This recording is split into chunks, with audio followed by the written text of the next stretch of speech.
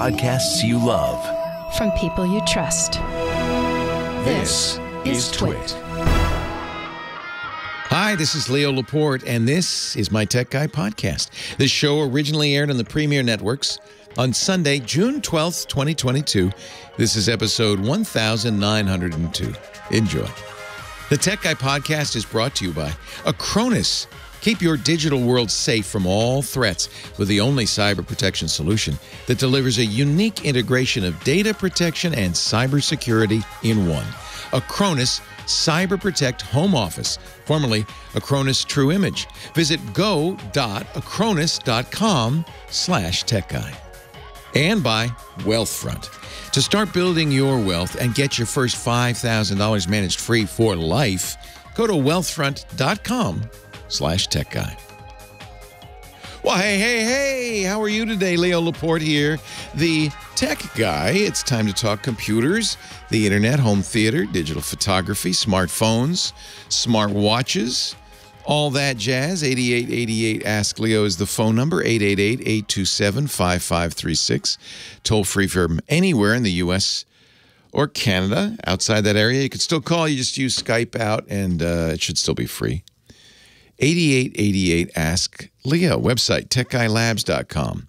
Keep that in mind. If you hear something, you want a link to it, it'll be there at techguylabs.com. We also put audio and video from the show there after the fact, and we even put transcripts so you can search for a part and rewatch it or whatever, pause, play, that kind of thing.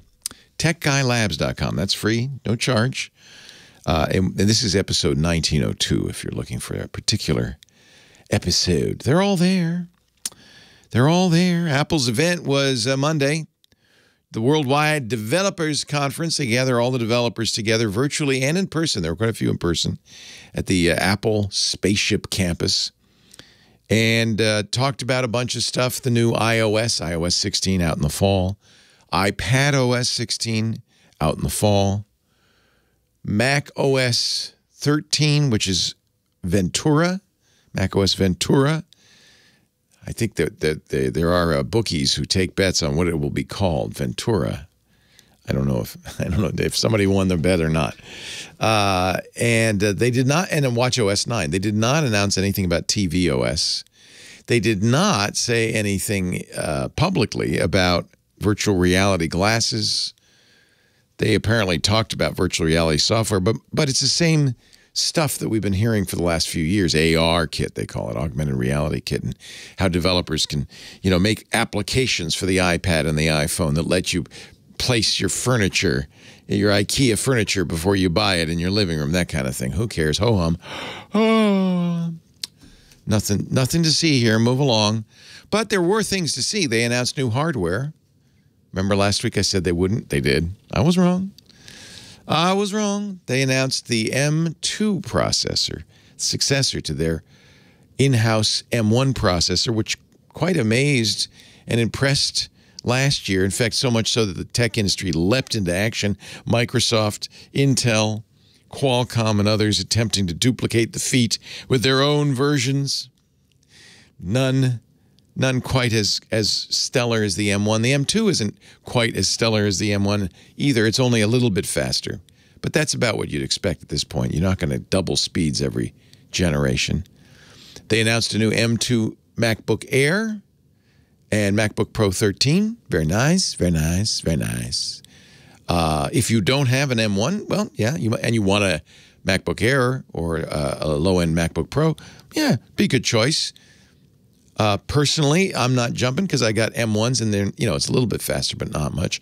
On the other hand, already the talk has gone around about, well, the M3 is just around the corner, probably a year off, I would guess. But when the M3 comes out, wow, then you're going to see a jump in performance because it's going to go to a new manufacturing process they call 3 nanometer. It's just a little bit tiny little 3 nanometers. The smaller the process, the thinner the lines between the transistors on the chip, the more transistors you can get in there. By the way, this new chip, 20 billion with a B transistors. That's impressive. you know, nice. It's not. I mean, here we are. We're blasé. I'm already blasé over the whole thing. I'm more interested in some of the things Apple announced that I thought, you know, maybe, wow, maybe this is same. For instance, and I'll ask Sam Abuelsamid about this a little later on, our car guy. They talked about Carplay. That's when you have an iPhone and you get in the car and the car goes, oh, I see you have an iPhone, and puts that on the screen, you know, the middle center screen, and you play your music through it, and you can do navigation with maps and stuff like that through that. Good idea, right? Because you update your phone every few years. You update your car a little less often. Not to mention, cars have a 5-year lead time to design. So, you know, inevitably the technology in the car is not going to be as swift and cool as the technology in your phone. So it makes sense. Use your phone. Use your phone's nav, right? Cars, I guess cars, you know, mine does still have nav built in. Like, well, maybe you don't have a phone, so I guess we should put this in, but most people are going to use CarPlay or Android Auto, the Android version of that. So Apple said, well, let's take a look at our new CarPlay. Whoa. Whoa. No car manufacturer is going to adopt this, I guarantee you. First of all, there's a screen all the way across the front of the car, and then there's another screen below that. And Apple owns all the real estate. There's no Ford speedometer. There's no Tesla nothing. It's Apple real estate. And I thought, well, that's nice, Apple. And they said, you can customize it all you want. Well, I'm not sure that's a good idea. If you want, you could put the brake pedal on the right. See that? In an automobile where safety comes first, maybe some customizations would be best left behind. But in any event, you can customize it to your heart's desire. Today, you know, kind of like what Apple showed with the new iPhone, you're going to be able to change the lock screen. You're going to be able to change your car screen. Except, and I'll have to ask Sam, but my take on this is no car manufacturer is going to adopt this. That's not what this was. This was Apple saying, by the way, if you were just to let us build your car, look how cool it could be. In effect, and Apple does this, by the way, they like the slow burn. In effect, that was a trailer, a tease for what an Apple car might be 2 or 3 years from now. Apple will, you know, you can customize it, and Apple will have and that makes sense because on average, Americans spend 90 minutes a day in their auto. That's 90 minutes you're not on your phone. And Apple wants you to be on your phone.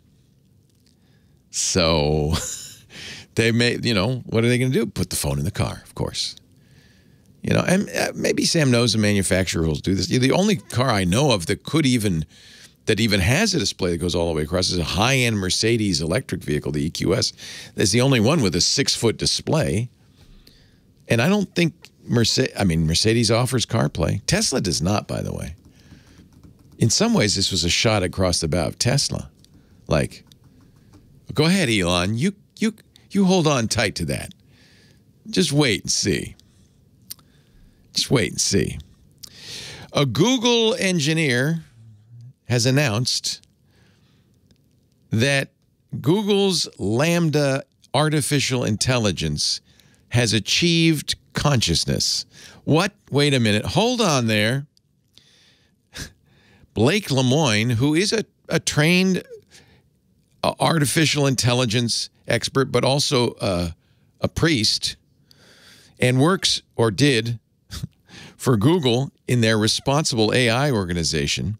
Part of his job in the fall, he started talking to Lambda, like chatting with, right? He had signed up to a test if artificial intelligence used discriminatory or hate speech. You know, he was looking for that. But what? Then he started talking about religion, right? And then he started to think, I think it's gained consciousness.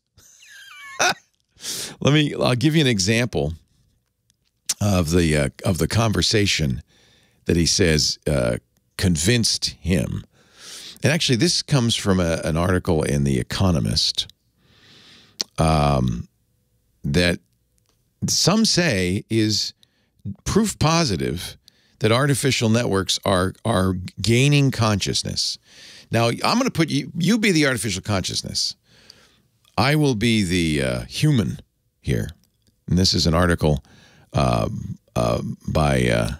Lemoyne. He says, he's talking to the computer because he wants to test it.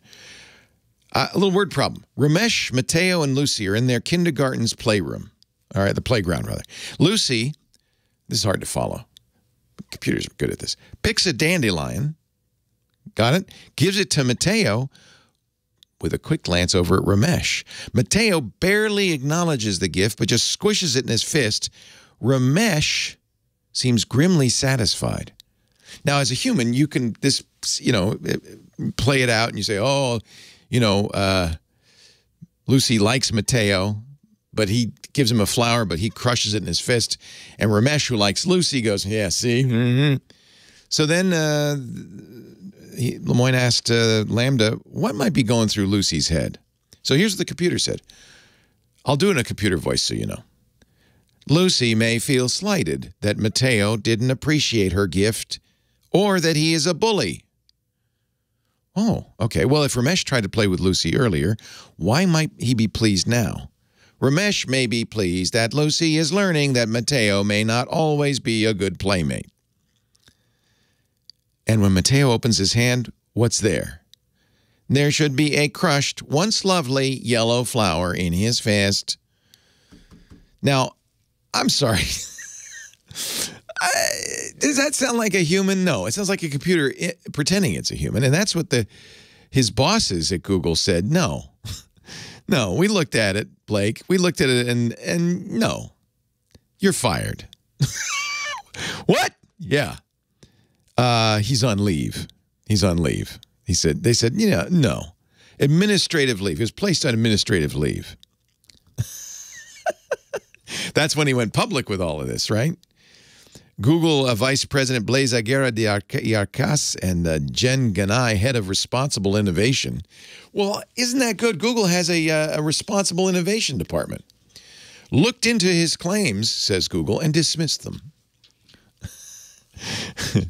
We've looked at this. It's not human.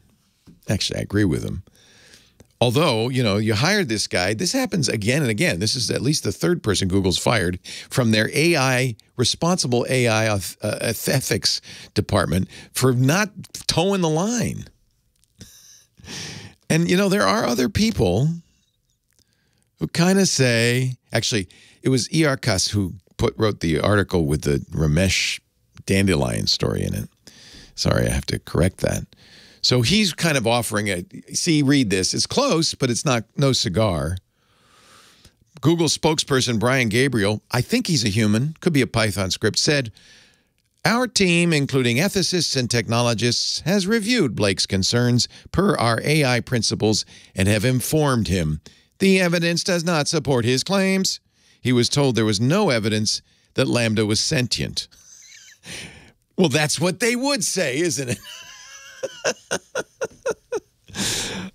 I'll be honest with you. I think it doesn't. I mean, yeah, it's a smart computer. I don't think it's gained consciousness.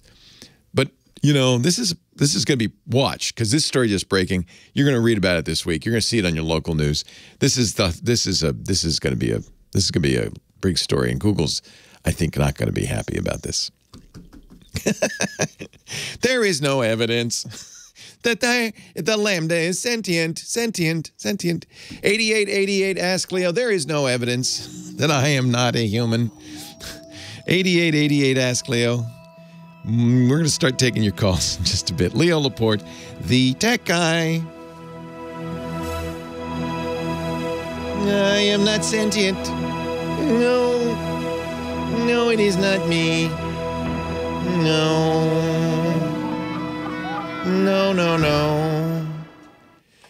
Sam. Leo. Hello, sir. How are you? So you agree with me? That was Apple's shot across the bow? I believe that as of right now, it's vaporware. Yeah. Well, actually, no, because it's easy to make that. I could have made that screen. I could do that in 5 minutes. Yeah, with well, Apple's that's what I mean. It's interface vaporware. designer. I mean, you can do that in Photoshop. But you got to get somebody to put it in their car, I guess, is the...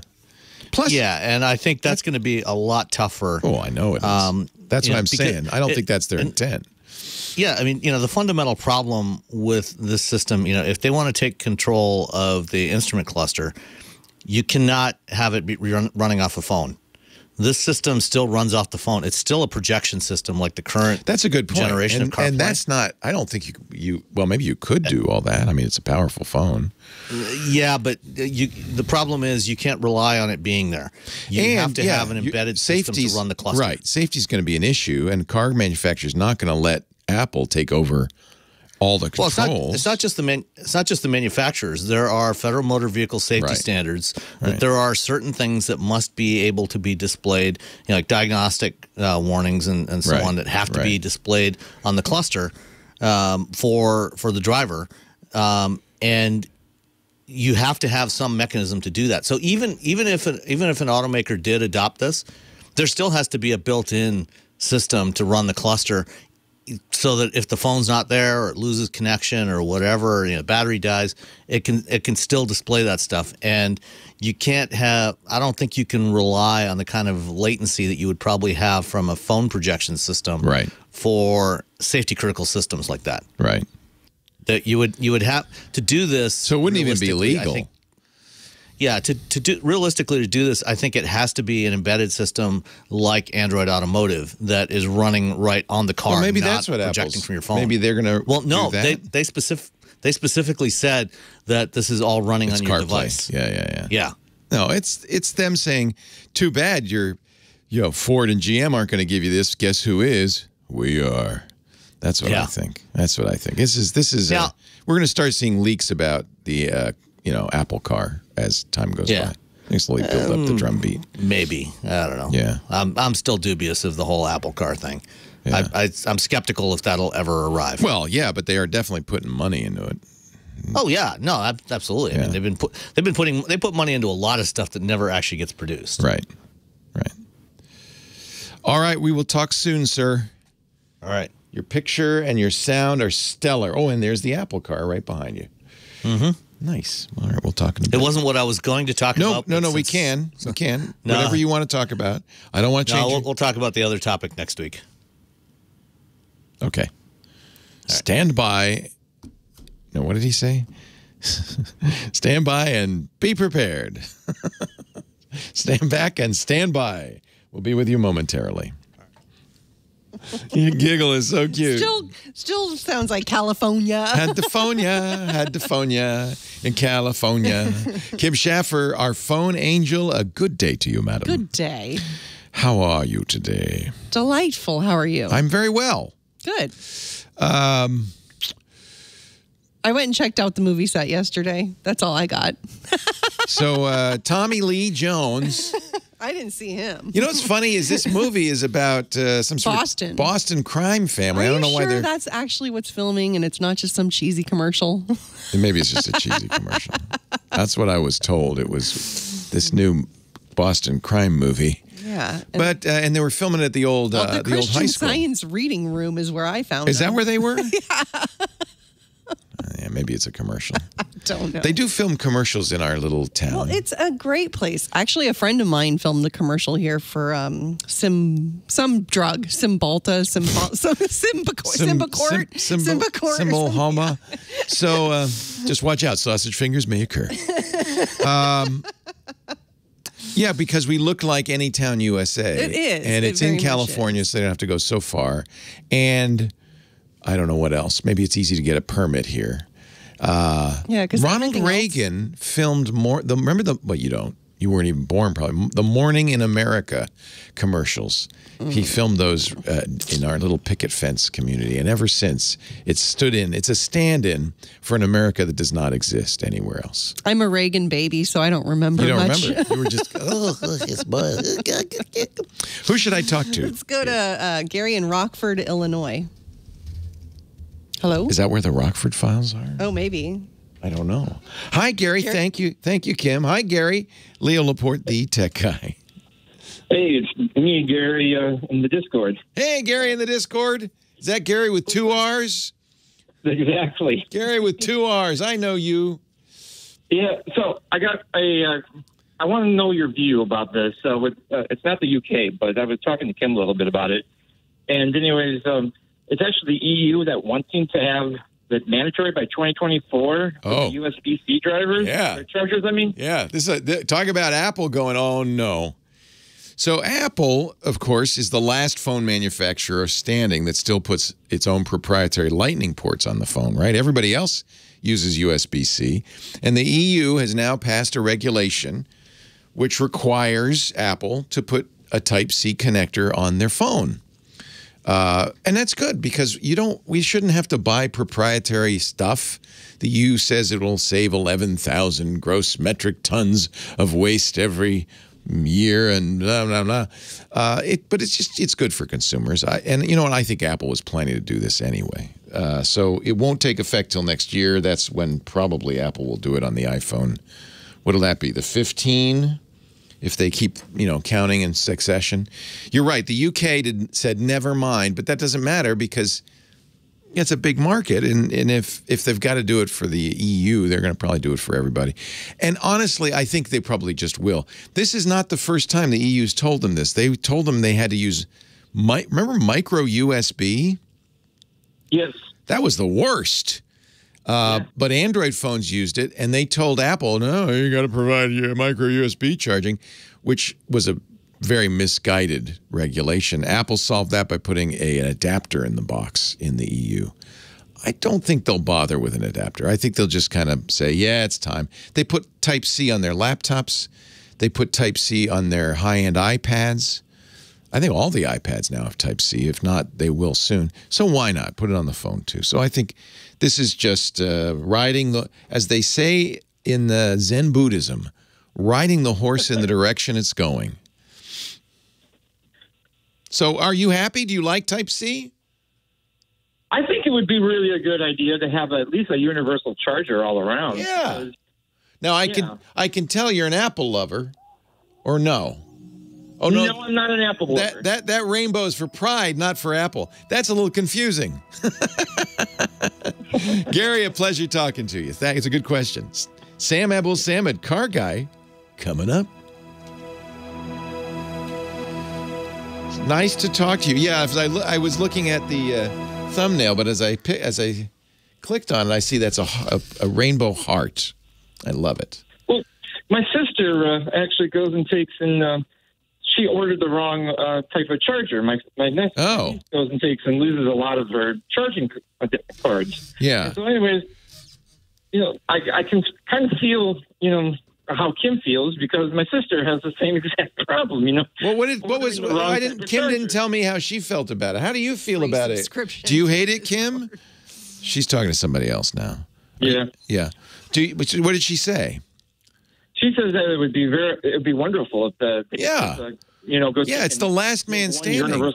I even charge. I just got a new Dell laptop. How does it charge? Doesn't have a proprietary laptop charger. It has a USB-C. Everything I have is now USB-C. So let's go. Let's do it. Right. Yeah. Yeah, I really think it should be made. But I don't think you're going to get all these manufacturers and companies go take and actually come to agreement. That's the only problem I can see. Well, Apple doesn't like it, except that now I think Apple's been moving to Type-C. I mean, they put it on their iPad. So I think the reason they didn't want to do micro USB, and they were absolutely right, it was a terrible standard, and it didn't have the capabilities that they put in Lightning. But Type-C does. Type-C can be Thunderbolt 4. It can be USB 3.2. Type-C has plenty of technical headroom. So I don't think Apple's going to say, well, this isn't good enough. It is good enough. It's exactly as good as Lightning. They had to do Lightning because micro USB was so crappy. But there's no reason not to do Type-C. And so I think Apple will do it. If they're really greedy and they keep wanting to sell proprietary Lightning cables and licensing the Lightning port, okay. But then it'll be obvious it's just greed. It's pure greed. It's not... Yeah. So real quick about Windows 11. I finally installed Windows 11 on my work computer. Yeah. But it was Enterprise. Well, anyways, when I installed it, it wouldn't take the license of the Enterprise because it was actually from work. Oh, yeah, you went back. Yeah. Yeah, so anyways, I put Home on it. And anyways, it wouldn't take and register the license of Microsoft, of the Windows. And anyways, I had my account associated with 2 other home versions that I wasn't using. And I didn't even know that you could actually do that. Transfer a home edition over to another computer. I thought you could specifically not do that. Did the other computer have Windows 10 on it at any time? Yes. Oh, okay. So that's why. So as soon as you have Windows 10 on a machine, Microsoft says, it's called an entitlement. It says you're entitled to Windows 10. You don't need a serial number anymore. And of course, 11 is just 10. So if you have a license for 10, you can put an 11 on it or 10. And so that's what happened. Because that computer had run 10 already, Microsoft had already registered it. And they said, oh, yeah, we know that computer. Okay, you're cool, man. You're cool. So that's the good thing. They kind of really have eliminated that whole serial number BS. Yeah. Thank goodness. Well, it's been good talking to you. Gary, where do you live? Where are you from, if you don't mind my asking? I'm from Rockford, Illinois. Rockford, Illinois. Oh, yeah, that's what it said. Is that where the Rockford files were? I think so. I know the Rockford Peaches. Rockford Files. Oh, I love peaches. It's getting to be peach time soon. No, it's the baseball one. Oh, the baseball team. Okay, never mind. Forget it. Yeah. Are they? Okay, never mind. Are they for the Atlanta Braves? The minor league for the Atlanta Braves? That would make sense. Now that I don't know. Because the Georgia Peach, get it right?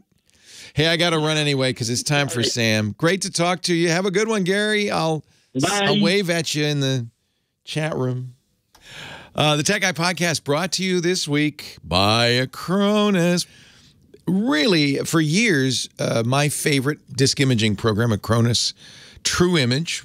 I've always recommended it. In fact, that was, how we were able to do a live TV show on Tech TV, and then later on Twit, was when we built, I spec'd all the machines. When we built them, we put 2 hard drives in, the main drive we operated off of, and then we would make images using Acronis True Image later, not in the early days of Tech TV. They didn't have it. It didn't exist.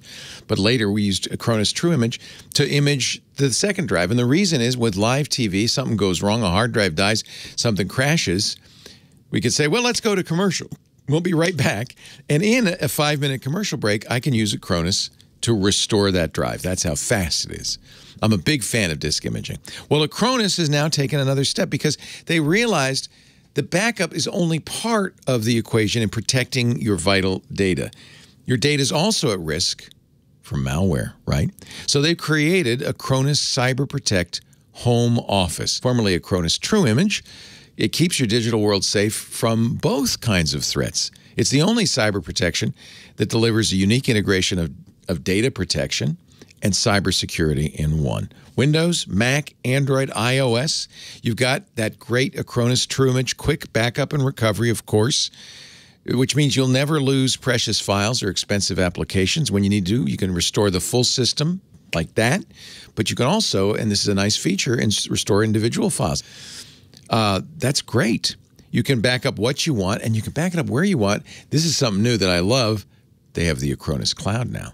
I should have actually mentioned that. That's another way you can back up your data to the Acronis Cloud and have offsite backup. You can restore your entire system to the old hardware, but this is also a great way to move to a new machine. You restore to the new machine from the Acronis image. You get to also, this is a new feature, direct cloud-to-cloud backups of your Microsoft 365 account. That includes your Outlook.com mailbox, your OneDrive, so it's belt and suspenders all the way. And the cybersecurity will stop any cyber attack from damaging your data, applications, or system in real time before malware, ransomware, or cryptojackers can cause damage. It'll find any hidden infections that could be lurking on your system, very flexible antivirus scans. And because you've got both tools in one interface, it's very easy to manage. You're reducing the cost, the complexity, and yes, the risk of using multiple incompatible solutions. Simplify your protection, managing everything through Acronis's single intuitive interface. And you'll really appreciate the ease of setup. Acronis 2-click setup, set and forget options. You're done, but you know you're safe. You can rest assured your entire digital world is protected with that integrated protection. Again, Acronis Cyber Protect Home Office. More than just a backup, more than just an antivirus. Peace of mind is knowing your devices and backups are protected, your data is safe, accessible, private, authentic, and secure. Keep your digital world safe from all threats with the only cyber protection solution that delivers a unique integration of data protection and cybersecurity in one. Acronis Cyber Protect Home Office, formerly Acronis True Image. Go to the website, go.acronis.com/techguy to learn more. That's go.acronis, acronis.com/techguy. Got a 30-day free trial waiting for you there. Acronis. Thank you, Acronis, for supporting the Tech Guy Show. Go.acronis.com/techguy. There's... I know it's the Apple car. That's Richard. That's Richard Carey. That's Scary. Scary. Yeah, Richard Scary. Yeah, I know him. Leo Laporte, the tech guy, riding along with Sam Abuelsamid. Oh, we left an L out of your name there. We're going to fix that lower third. I'll fix that right now. Sam is the principal researcher at Guidehouse Insights. He is also a podcaster. He does the great Wheel Bearings podcast at wheelbearings.media. Joins us every week to talk cars. You've got a picture of Richard Scary's little worm. That's the Apple car. Oh yeah, it's an Apple anyway.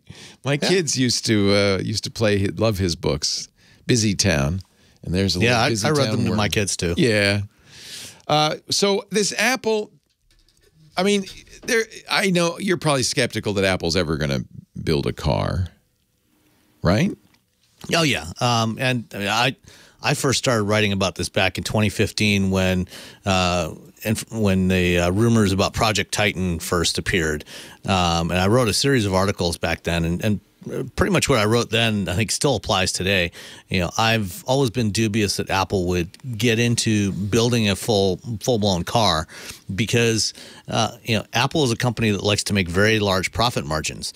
You know, they generally only go into businesses where they can make 35 to 40% net profit margins, and nobody makes anywhere near those kind of profit margins in the car business. Even Tesla doesn't make that much. No. I mean, I know they're looking at Tesla saying, gee, why aren't we Tesla? Yeah. And there is definitely a revolving door between Tesla and Apple. I talked to Trip Mickle. He's a New York Times reporter, formerly Wall Street Journal, reports on Apple, wrote the book. I interviewed him about it called After Steve, which talks, and he's got very good sources, which talks about what's going on in Apple. And he's absolutely convinced Apple is planning to do a car anyway. Of course, there's a big difference between planning to do something and going public with it, but they're investing tons of money, hiring tons of engineers, working very hard on Project Titan. The funny thing is, in that book, one of the insights he gave me was they started it because the Apple engineers wanted to do it. They were looking at Tesla. They're saying, hey, I'm going to go to work for Tesla, Tim Cook, if we don't start a car division. So maybe you're right. And the I think executives that's a very never wanted to do it. Yeah. A very plausible rationale for why it started. Yeah. And I think if Apple were to actually produce a vehicle, and obviously they wouldn't actually build it in a factory of their own because they don't actually build anything. They use contract manufacturers like Foxconn and Quanta and others. But if there were ever an Apple car produced, which is what they do for all their other hardware, by the way. So, right? Yeah. And I think what it would actually be is a premium robo-taxi service. So it would be an automated vehicle, because the thing is, once you sell a car, you lose control of it. Right. Customers can modify it in all kinds of ways, and Apple doesn't like losing control of their products. Right. But if they did a premium robo-taxi service, some sort of subscription service, it fits in with their shift towards a services business model, service revenues, growing that. They can control where they're used. They can geofence it, and do it in markets where there's an affluent customer base that would pay a premium price for it. They don't have to worry about figuring out how they're going to sell these things because there's all kinds of crazy laws about franchises, dealer franchises. So all of this makes sense, but the timeline doesn't work because Apple is like within 2 years of launching this vehicle. In fact, the latest rumor this week is that's they're some negotiating rumors. Already it with could be parts 5 or 10 years too. I understand, but I think their timeline is shorter, which means it wouldn't be a robo-taxi, right? Because there's no way in fact, the latest on Elon is that he's in deep trouble with his full self-driving vehicles. Yeah, right? but that's a very different scenario because Elon insists on not using anything but cameras. The automated driving systems that Apple's been testing for years use cameras, radar, LiDAR, and potentially Do you think other Apple sensors could as have well. a self-driving vehicle by 2025? I mean, I possible. guess GM does and Google does, right? Cruise just recently got their permit to start charging for fully driverless rides in San Francisco, and they're doing that now. Waymo's doing the same thing in Phoenix. Others will, are doing it. Motional's going to be doing it in Las Vegas and other cities next year.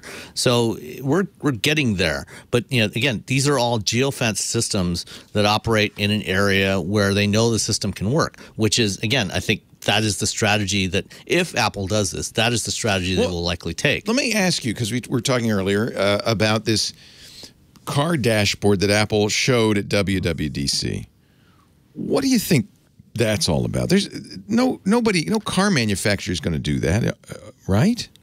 So what we saw there, this next generation of CarPlay, the important thing to keep in mind is that this is still a projection system like the current generation of CarPlay that is rendering everything on the phone and then just streaming it to the screens in the cars. So it's not actually running on the car itself. So it's not like Android Automotive, which is a full-blown operating system. So this CarPlay is not an operating system, which makes it problematic for doing it for the instrument cluster for safety reasons, because there is information that regulations require manufacturers to put on the instrument cluster. It has to be there in real time, and things like diagnostic information and so on that would make it problematic to do that from a phone, because if you lost connection to the phone, or there's latency, it could be a safety issue there.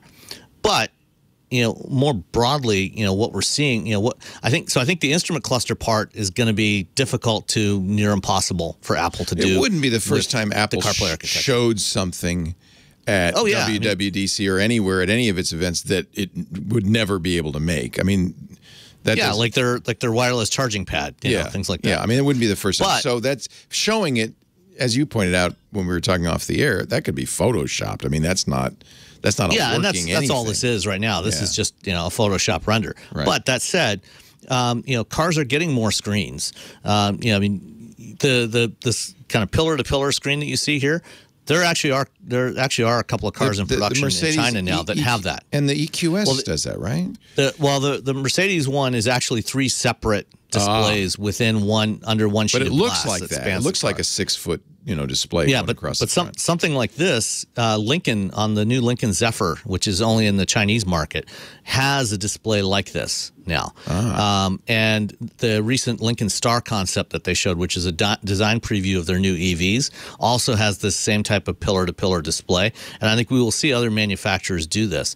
But even if they don't do the thing that Apple talked about is you've got a lot of new configurations coming to cars.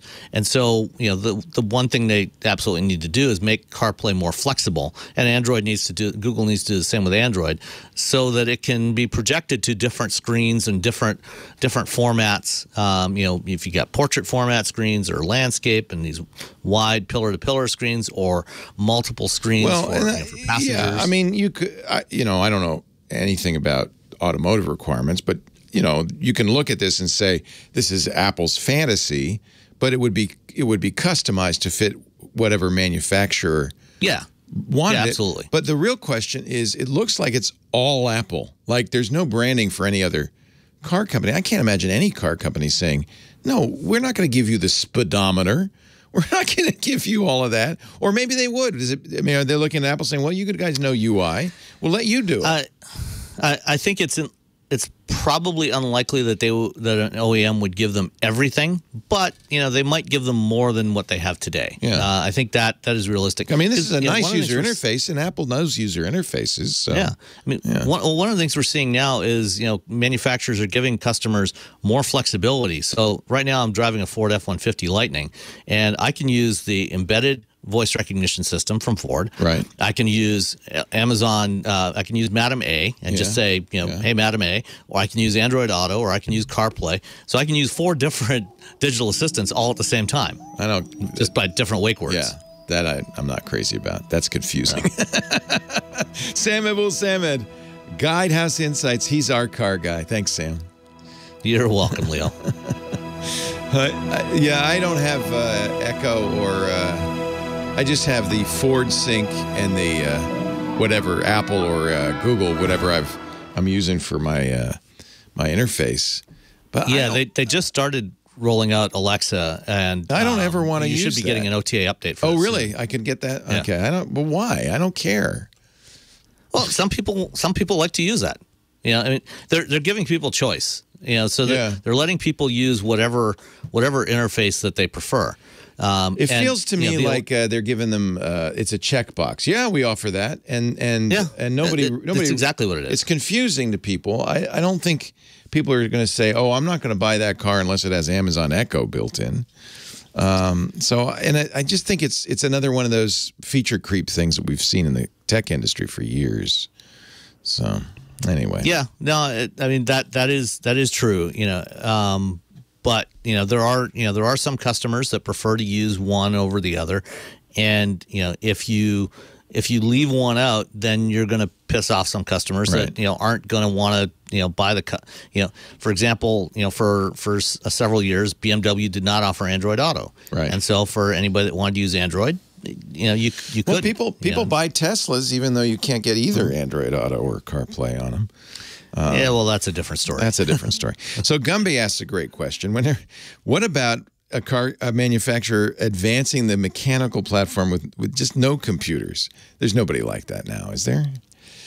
No. And I mean, there always has to be at least some baseline system in there, because first of all, you're not going to be able to sell it. You're not going to be able to get regulatory approval to sell a vehicle if it doesn't meet at least the minimum baseline requirements. Right. So there has to be something that is going to run the cluster, that's going to do all the diagnostics, do the communications as a bare minimum, so that if there is not a phone there, or if the phone dies, or your USB cable dies. And this is the other thing. I don't think you'd be able to do this kind of projection wirelessly. It would probably have to be a wired connection. So wireless CarPlay would be out of the question. Well, I wonder if this is Apple almost saying this is our OS as opposed to CarPlay, like this is Apple Car or something like that. I mean, that's certainly possible, except that they explicitly said in the presentation, that this is all still, it's private because it's still running on your device. The data is all on your device. Wow. And they have told others. I've reached out to Apple. They have not responded to me, but I've reached out to others that have talked to Apple said, yeah, it's all still projecting from the phone. So that is going to severely hamper what you're able to do with it. Right. I think Apple got its goal, which is to get everybody talking about, wouldn't it be interesting if Apple had control of my car's user interface? Well, the funny thing is, like today, CarPlay runs on several different operating systems, because it's not, as I said, it's not an OS. It's basically an app that acts as a device driver layer to interpret whatever command signals you have in the car. So whether it's voice or a touchscreen or a central controller or whatever type of interface the manufacturer provides, translates those into, and Android Auto works exactly the same way, translates those into a common set of signals that the phone knows how to interpret, and then projects, renders and projects the information back to the screen that you ask for. And so CarPlay is running on vehicles that have QNX for their infotainment system. It's running on vehicles that are using Linux, automotive grade Linux, Android open source project, and Android Automotive. So it can run on top of any other operating system. So it's kind of a top level application layer. Can you stick around for the top? Yeah. Talk to you in a bit. Listen to the Tech Guy. Yeah, it's our theme song. Leo Laporte, the Tech Guy, 8888. Ask Leo. The phone number, Julian in Los Angeles. Is this techjv.com? It sure is. Hi, Julian. It sure is. And, I'm looking forward to Car OS because maybe it'll mean a car I can finally drive. It's funny because as I get older, I think I'll probably give up driving at some point, as I age, and it's more and more risky for me to drive. My night vision, and that's probably only about a year away. I am excited. I really want self-driving vehicles to arrive by then, and I'm sure people don't know, but Julian's blind. I'm sure that would be very empowering to have, self-driving vehicles. I think there's other good reasons to do it. I think it wouldn't be a bad thing to eliminate private car ownership, or at least reduce it dramatically. And with self-driving vehicles, you could just get a car when you needed one instead of owning a car. And I think that would be a good thing too. So I'm sure you're looking forward to it. Yeah. So speaking of empowering, I wanted to share a couple of resources that are all about empowering blind people that I thought might be helpful to the audience. You bet. The one is I've been holding these meetings for a while now. I call the group Breaking Blindness Barriers. And the whole idea is where we get together and talk about strategies and ways to overcome those pesky barriers that get in the way of us being able to live full, productive, and meaningful, full lives. So, we hold these meetings quarterly, sometimes even more if I come up with extra topics or presenters. And I mean, I've had the ability to give an audience to a lot of some services that have gone on to become big things, like the IRA visual interpreter service, for example, came to us when they were a startup, and I gave them their first LA audience here. Nice. So, is that like Be My Eyes, where a human assists? Yeah, except that with IRA, they are paid agents. It's not volunteer. They are vetted. They sign NDAs and all that. So you're a lot more comfortable letting them help you with personal document, credit card number reading, and things like that maybe you wouldn't ask a volunteer. Kind of like walking down the street.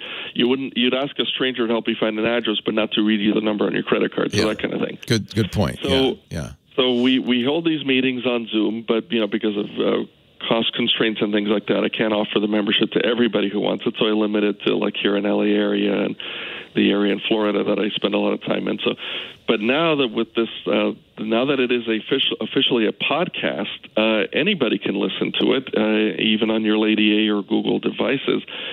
Just tell it to play the Breaking Blindness Barriers podcast.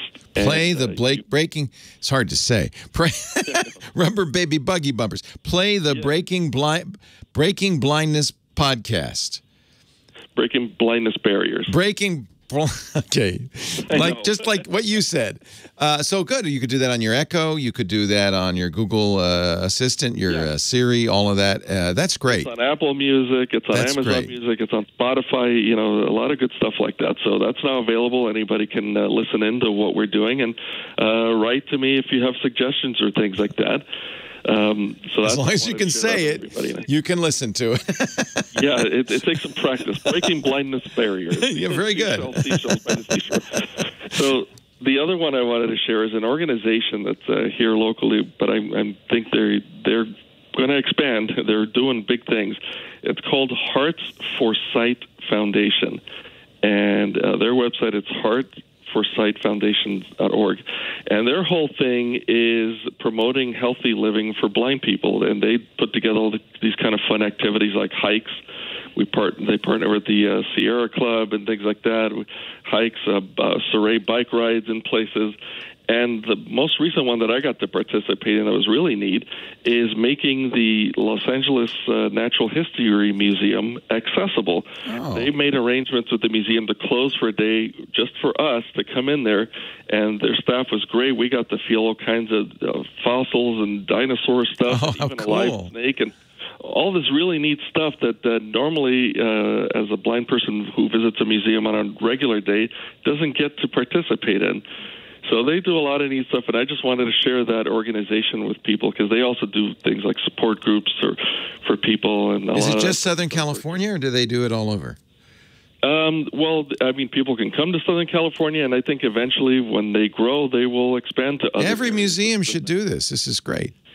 Yeah. This is great. But this organization, Hearts for Sight, made it possible. Nice. And they do other things. So I wanted to just share that website with people.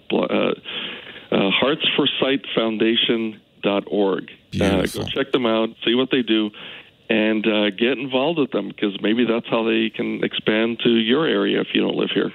And Julian very generously offers to help our blind listeners with advice and tips like that at his website, techjv.com. Thank you, Julian. We'll put all of that in the show notes at techguylabs.com if you forget. Have a good one. You too. Take care. Take care. William, Anaheim, California. Leo Laporte, the tech guy. Yes. Hi, Leo. Hi, William. Yeah. Got a hold of you. That's good. You got a hold of me. Now let me go because I'm going to fall. I was wondering if you could help me. Yes, sir. I recently updated my computer with a NVMe M.2 Nice. 2 terabyte stick, the whole Very hard nice. drive. Yes, fast I went SSD. from 1 terabyte to 2 terabyte, and I understand it's supposed to be faster, It is. but I'm having issues. Every time I turn my computer on, it takes about 5 minutes to come up. What? And then the little red busy light, the busy light for the hard drive is always on. There's something wrong. Yeah. On. Can you read the hard drive? Is everything visible? Eventually, I can. Yeah, I it's just can see slow. what's on the hard drive. Did you reformat it when you put it in the computer? No, I didn't. Actually, I used a Cronus, which I thought did that for me, which it seemed like it did. It does. So you had an image of another computer. Was it a different computer or the same computer? The same computer. Same computer. Just, so you had the image from the old drive that you blasted onto the new drive. Yeah, I cloned it from a 1 terabyte to this 2 terabyte. Yeah. NVMe. And it seemed like it was doing well. It's doing good. It's just that it. Well, it isn't though. I mean, all that slowness means it's having a hard time reading it. Yeah, And I've done tests for. I went through various malware like scanners, but it came up 0. So I'm at a loss. Well, I mean, if it were me, I would say, oh well, the image didn't work. So I'm going to rebuild from scratch. I know you probably have some files on the image that you want. The good news with the Cronus True Image is you can access individual files in that image file. There's a couple possibilities. It could be a problem with the NVMe, with the drive itself, but I don't think you'll know until you put a fresh copy of Windows on there. So didn't want to go that drastically. Well, the good news is you still have the image. So it's just an experiment at this point. But put a clean, format the drive with the Windows installer and put Windows on there and see if that problem goes away. If it does, okay, now there's something with the image that's an issue, or it's not restoring properly. There's no hard drive still in there, right? It's just the SSD, the NVMe SSD. Correct. Everything else Nothing else in there. Connected. Yeah, so when it's slow like that, it sounds to me like the operating system is having difficulty reading it. It's confused about it for some reason. Not sure why. Is there any software or any website I can go to check that or fix it? You certainly could. Blackmagic and others make hard drive speed test utilities. So you certainly could get a speed test utility and run that. There are a couple of things that you could try. I think the first thing to do is to figure out, is it the hardware or is it the software? So by installing a clean copy of Windows, remember, you can blast it back, the entire thing back on again. First thing, install a clean copy of Windows just to make sure it's not the software. If it goes away, then there's something wrong with that image. Now we have another issue to deal with. If it doesn't, something wrong with the hard drive. Leo Laporte, the tech guy. So it's one that we're trying to narrow it down a little bit. The good news is because you have the image, it's almost it's half an hour of your time to put another put a clean copy of Windows 11 on there and see if it works. Right. I would do that just to if it doesn't, then now it's a hard drive issue, and you could take it out, reseat it. Maybe it doesn't match your system in some way. Is it an older system? It's 3 years old. No, it should handle that just fine. Because it has an NVMe slot, of course. It's got an M.2 slot. So it should handle that no problem. Yeah, that's the first thing I would do, if it were me, is let's make sure it's not the hard drive. Yeah, I tried to go to disk management, and it's very slow to bring that up. And then when I shut down, it takes 5 minutes. This is Windows having a hard time with that disk. The question is why. Is it there's something wrong with the image? And it may just be that you could restore the image another time on top of it, and it'll fix it. You know, it could just be the restore didn't work right. I see. So, you know, this is a diagnostic process, and you're troubleshooting, and you're going to narrow it down. Fastest, easiest thing to do right now, put Windows on there, just see what happens. Just plain old Windows. See if it works okay. If it doesn't, great. Now we know it's a bad drive. You can send it back, get a new one. If it does, now it's the image. Restore the image on top of that Windows just to see maybe it didn't restore right. Yeah. Windows is struggling with it for some reason. Okay, thanks a lot, Leo. You're welcome. Good luck. Yeah, not much help, but that's what I would do. All right, Sam, all yours. All right. So in response to Twisted Mister in the chat about fewer standard parts in cars today. Actually, there's never really been that many standard parts in cars. Most everything has always been, you know, certainly at least going back to the 1960s, you know, have been relatively proprietary. They generally don't, for at least from manufacturer to manufacturer. Within a particular brand, you know, you will have some standardized parts, but most everything else tends to be specific to a particular vehicle. But in fact, as we go forward, might actually see more standardization, at least across the manufacturers, because the nature of the architecture of electric vehicles is such that they're more easily scalable. And so you're going to see things like standardized computers across, say, all GM vehicles or all VW Group vehicles, and they're going to use the same stuff, and it'll be interchangeable. Things like battery packs, maybe not so much. You know, that'll be specific to particular vehicles. Although there will be sharing across vehicles, and they'll do things like share the modules within the batteries, within the battery packs. But yeah, as we move forward, they're using fewer common parts across more vehicles going forward. So it may actually get simpler to do repairs.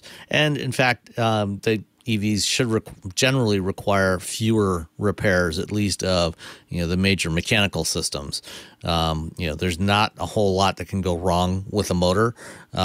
Similarly with the electronics, they generally are designed to last a pretty long time, as long as the thermal management, the temperature control is done well. If they overheat, then, you know, obviously that causes problems and can shorten the lifespan. But more and more, the components are lasting longer and longer.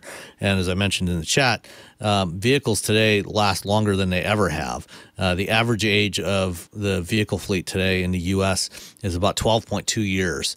And it's not at all uncommon to see 20, 25-year-old cars still running, you know, perfectly reliably. So the onset of electronics has actually made it a lot easier to do that. Back in the 1980s, before, you know, when electronics were still at a relative minimum, you know, or even the 70s, and if you opened up the hood, you would see vacuum hoses running everywhere trying to control all these things through mechanical means, and it was just a nightmare trying to diagnose, trying to keep it running properly. They just did not work very well. And so today's cars and trucks last longer than ever. Going forward, the manufacturers are increasingly designing vehicles, at least, you know, for some of the electronics and so on, to potentially be upgradable over time, because you know, everybody's moving towards this idea of software-defined vehicles, where you get features that can be added, you know, years after the car was built through an over-the-air software update. So from the beginning, they're having to design the computers in the vehicles with more headroom to allow for that upgradability over time. And then they're also looking at how to design some of the electronic architecture so that you can swap out components with newer components. This is something that Tesla has done, at least with the self-driving computer, the autopilot computer in their cars. They've, ever since they announced that their cars were all being built with all the hardware needed for level 5 autonomy, they've upgraded the computers at least 3 times. So, they in fact were not ready. They did not have the hardware they needed back in 2016, and they arguably still don't. But that's another story. Somebody asked about EV schematics, and that's something that certainly the service manuals that are available to repair centers and to dealers do have those schematics. I don't know if they're generally available to purchase, but you can probably get your hands on them. It depends on what it is you're looking for in terms of schematics. One of the interesting trends with modern vehicles is the schematics in a lot of ways are going to get simpler, because what happened is when we started putting computers in cars in the 1970s, we had very low-powered compute available, and manufacturers looked for what they could get that was going to be reliable and durable and last in the automotive environment, because putting a computer in a car is very different from putting one on your desk or even in your pocket. It has to withstand temperature extremes, vibration, electronic noise, humidity, salt. And so this is one of the reasons why cars traditionally have not had state-of-the-art compute platforms. And what happened over time is as we added new features to cars, each feature came with its own little electronic control unit that managed that feature and that feature alone. And they were all networked together. But sometimes you can find cars today that have well over 100 individual discrete computers scattered around the car. That's not a manageable thing if you want to do over-the-air software updates. So the new trend is moving towards consolidating those into fewer computers, more powerful computers, so that can allow for feature upgrades in the future, software updates, and just a generally more manageable system. And so as we go from 100 electronic control units in the car to maybe 10 or 15, with most of the computing being done by maybe 2 or 3 large central computers, there's going to be a lot less wiring. So this is what's known as the electrical and electronic architecture of the vehicle. The modern EE architectures are much simpler than what we've done in the past. So you could probably look at one of those and actually figure it out yourself, figure out most of the wiring schematic without even having a diagram as we get into those. Let's see, what else? Somebody earlier on in the chat towards the beginning of the show was talking about the Sonos voice assistant. And as I mentioned when I was talking to Leo, one of the interesting trends is actually having access to multiple voice assistants in the car that you can activate at any time with the appropriate wake word. So you can use Google Assistant or Madam A or Siri or whatever the manufacturer embedded in there, just by saying the correct wake word. And the Ford Lightning I'm driving right now has exactly that capability. Mr. Sam Abuelsamid, did I get your name right now? Is it spelled right on the lower third? Good. Yep. I added that L. Thank you, my friend. My pleasure. Have a great week. We'll talk to you next week. Take care. All right. Bye-bye. Bye. Well, hey, how are you today? Leo Laporte here, the tech guy. Time to talk computers, the internet, home theater, digital photography, smartphones, smartwatches, augmented reality, self-driving cars. Did I leave anything out? Printers, hard drives? 8888 Ask Leo. When you say we're going to talk about technology, that's a pretty broad scope. Especially these days, technology is everywhere in part of everything we do. 8888 Ask Leo, the phone number, 888-827-5792. 5536. That's toll-free from anywhere in the U.S. or Canada. We get international callers all the time. They just have to use Skype out or something like that to call a U.S. number. Should be free because it's a toll-free number here. Website is techguylabs.com. That's germane because you might hear something and go, oh, let me write that down. You don't have to. We don't have self-driving cars yet. Keep your hands on the wheel and the eye on the road, knowing all of that is being written down for you and will appear at techguylabs.com. And that's free. There's no sign up. There's no burden. You just wander on in. It's show 1902. But, when you get there, you'll see all the shows listed, and you'll be the most recent one. It's easy to find. It takes us a couple of days. We'll get audio and video from the show up there on that website, techguylabs.com. We will get a transcript of the show, so you can search through that to find the parts you want. And it's got little time codes, so you can jump to that part of the video or audio. We have clickable links. We even have a playlist of Professor Laura's music. We do that on Sunday for both shows, Saturday and Sunday show. So that'll all be there, techguylabs.com. Boy, that was exhausting. There's a lot of business to take care of before we get back to the show. Let's get back to the calls anyway. Mike is on the line from Tucson, Arizona. Hello, Mike. Uncle Leo. Hello. Uncle Mike. Nephew Mike. Whatever. Cousin Mike. I'm pretty well versed in this, but I'm stumped. Okay, so I have a Dell Windows 10 machine. I'm on Comcast, like about 800 megs, so I have high speed, and I'm hardwired in.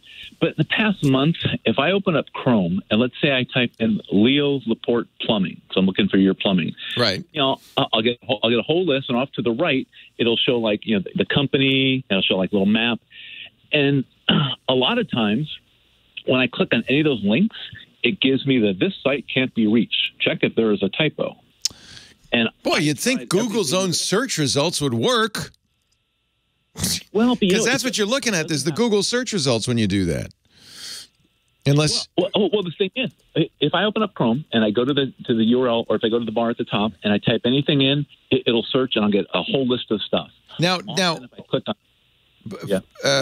one question. You are using Google search, you're using Chrome, so I imagine you are. But Microsoft's always trying to change it back to Bing. No. Okay, so it's Google's. Never. So it's a Google search result on that page, and you click it. Yeah, and about half the time for the last month, now I have done updates. I've always refused the Windows 11. But about half the time, I'll get that page that says this site can't be reached. So I tried, I guess, releasing my DNS or whatever and stuff on, and about half the time, and sometimes it'll just stay there. Other times it'll be there for about 5 or 10 seconds, and then it'll reload by itself and go to the thing. So I tried opening up Firefox, and about 99% of the time that doesn't happen. I got it. Oh, only in Chrome. Okay. How about Edge, which is a Chromium derivative? Yeah, I tried that, and I didn't get it to crash, I don't think. Or, to go to that page. It's not crashing. It's saying I won't go there, basically, or I can't find the page. Yeah. And so I'm hardwired, and so I then tried my laptop, and as an old Surface Pro, and it's the same thing. And then I tried doing the same type of search using Firefox, and I did get one of those little things from Firefox that said, this site can't be reached. So a couple of things could be going on here. Chrome will sync to your other computer. So if it kept happening in Chrome, it wouldn't mean that it's not Chrome's fault. So first thing I would always do, I'll go through the things that I ask anybody who says this is happening. Do you have any security software running? The only thing that I do have, I don't think it's running in the background, is Malwarebytes. Okay. It might be running in the background. It might be blocking. Security software often does problems like this. So, okay. So, that's one thing to try is disabling that temporarily. You don't have, do you have an ad blocker or any extensions like that running on Chrome? No, I don't have any ad blockers. I just have, I don't have ad blockers. Okay, so you should look at your Chrome extensions and your Firefox extensions, but you should always look at those. I only have just a couple Chrome extensions. I think one allows me to open a PDF, but I don't have any weird extensions. Nothing you didn't install. Okay, so you've seen them all. That's always something to check because malware sometimes will do that. They'll install an extension without your knowledge. Yeah. Do you use your internet service provider's DNS? Do you know what I'm talking about when I say that? Well, it's like I've had this connection for about a year, and it's like, okay, well, they set it up. I have my own Netgear modem. I have my own. So you haven't changed the settings. No. So DNS, which is the domain name system, is the way that when you enter anything, including clicking a link in search results, that's a name, but the link does not give a number. It's a name. That name has to then be resolved into a unique number, the server's IP address, and that's what DNS does, like a giant phone book lookup. You're using your internet service provider's DNS. There are anybody can use other DNSs. Cloudflare runs some 1.1.1.1. Verizon has its. Google has its. Okay. You can. A lot of people like Cloudflare's 1.1.1.1 because it's often faster than your ISP, and it has some malware blocking built into it. But you're not using those, so but it is possible that it is completely. Who's your internet service provider? You said Comcast. You said Comcast. Okay. It's possible, although not likely, that Comcast is doing something. The other thing I would make sure, and you'll see this in the settings on your Chrome browser, kind of in the advanced settings, is that you don't have a proxy server running. So if you go to settings and you search for proxy, it'll take you to that page. And you want to look at the proxy settings. Sometimes malware will do that. And a proxy is a server that you go through, kind of like DNS, but after DNS, a server that you go through before you go to a website. Make sure you do not have a proxy set up. Okay. All right. Okay. Don't want to be going to a proxy. Yeah. Proxies will do exactly what you're talking about. And sometimes, in fact, often, security software installs proxies because they want you to go through their site to make sure you're not going to a malware site. You do not need to do that. I consider that intrusive because both Google and Firefox, and by the way, Edge and Safari and every browser known to man pretty much, already use Google's database of malware sites. Google's, because it's always searching the web, knows about a lot of malware sites, and it will keep you off of those sites. That could be one of the things you're getting. Yeah, when I go to settings, I go to proxy. The thing that pops up on the top says automatic proxy setup. Yeah, that's normal. You might turn that off just to see if that helps. Okay. It's normal to have that on, by the way. That's the default. And that's if you're using it in a corporate environment. The corporation can push down the line to you proxy settings. Off? You can turn it off. It's harmless. You would not be in the normal course of events using a proxy server. Yeah, because it says automatically detect settings. So yeah, just turn that off. You don't need that. Yeah. And it doesn't have a proxy server in there at all. No. What else could be causing this? Yeah. And I've Googled it, and I tried, releasing the DNS. Yeah, So the DNS settings are cached to speed things up. And I got all the cache. Yeah, you might try going in. You could do this on the router, or you could do this on the machine. I would do it on the router. You might try an alternate DNS just to make sure, because this is what an error in DNS would give you this result. I can't find that page. What are you talking about, LeoLaportePlumbing.com? There's no such thing. So, which there, as far as I know, is not. So, unless my brother set something up, but I don't know. So, what you want to do is make sure that Comcast isn't doing it by using, and you don't have to use it forever, just try it and see if it fails. Try 1.1.1.1. You can do that on the computer. You can do that in the router. There will be a place for DNS settings in both.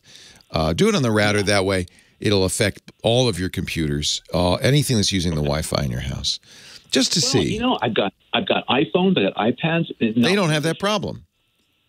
Correct. All right. So it does sound like something going on that particular Dell. So if it's unique to that Dell, sort of unique because it happened a little bit on the Surface, but if it's unique to the Dell, that means there's some software running on the Dell that's not anywhere else. Hey, Leo, can I bring up one thing that's changed on your show? Yeah. This is Hey, I used to. I mean, I always used to go to your sites on the weekends because sometimes I couldn't. The sites changed. And I used to love it. Yeah, I used to love it how you'd have a list of all the calls. And I used to say, God, I wish he would have a transcript so I could read it. Well, then we do now. I know now there's a huge transcript, but you don't have the little the little kind of outline of the call. So I know for a lot of people this happened without warning, although we talked about it a number of times on the show. But I know you don't listen to every show. So we had a separate site, the Tech Guy Labs site. Both the Twit site, my podcast site, and Tech Guy Labs run a content management system called Drupal. We were running a fairly old Drupal. Drupal announced they're not going to support it starting next year, and there will be security issues. We went to our provider and said, okay, let's update Drupal. They said that'll be $250,000. And I said, what?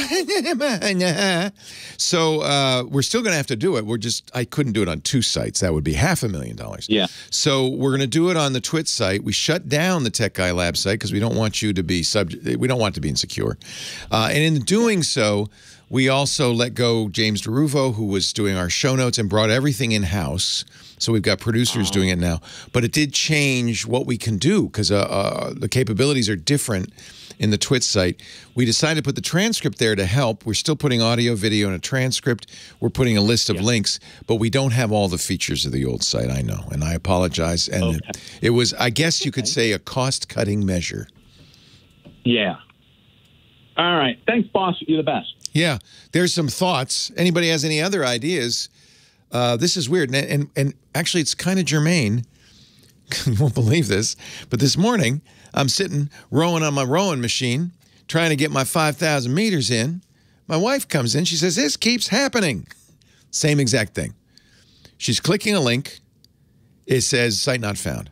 I went on my phone. Same Wi-Fi, same network. Site loads immediately. So I don't know what's going on. I really don't. It's happening to me, too. Probably not the same problem, but maybe. I don't know. If anybody has any ideas, 8888. Ask Leo. That's our phone number, 888-827-5536. More calls coming up in just a bit. I think Chris Marquardt, our photo guy, is also back in town. He'll be joining us in 10. You stay here. Bump. Do I know who's on Twit? No. Wait a minute. I think I do. I was told, but it was Monday. I can look, but I'm lazy. He said he flushed the DNS cache. To continue the running joke from earlier this morning, you should give everybody the title of doctor when you tell people who's on Twit. Hello, doctor. Okay. Dr. Renee Ritchie. Dr. Renee Ritchie. Dr. Philip Elmer DeWitt. Dr. Philip Elmer DeWitt. And Dr. The French guy, Patrick. Patrick Beja, PhD. Not Patrick. Yes, not Patrick, PhD. Yes. So, a month ago, I came in, I had to tell you and Micah about this webmaster thing in Saskia's royal court. Yes. You're about to read this paragraph. It's fine, she said. Put it up. That command was aimed at the royal webmaster. An antiquated job title, social media coordinator, would have been more up to date, but it was common in royal courts to have outdated remnants of a bygone age. Webmaster. If Saskia could be guarded by men in bearskin hats riding horses, why she could as well have a webmaster. Accordingly, everyone looked at the woman who bore that title.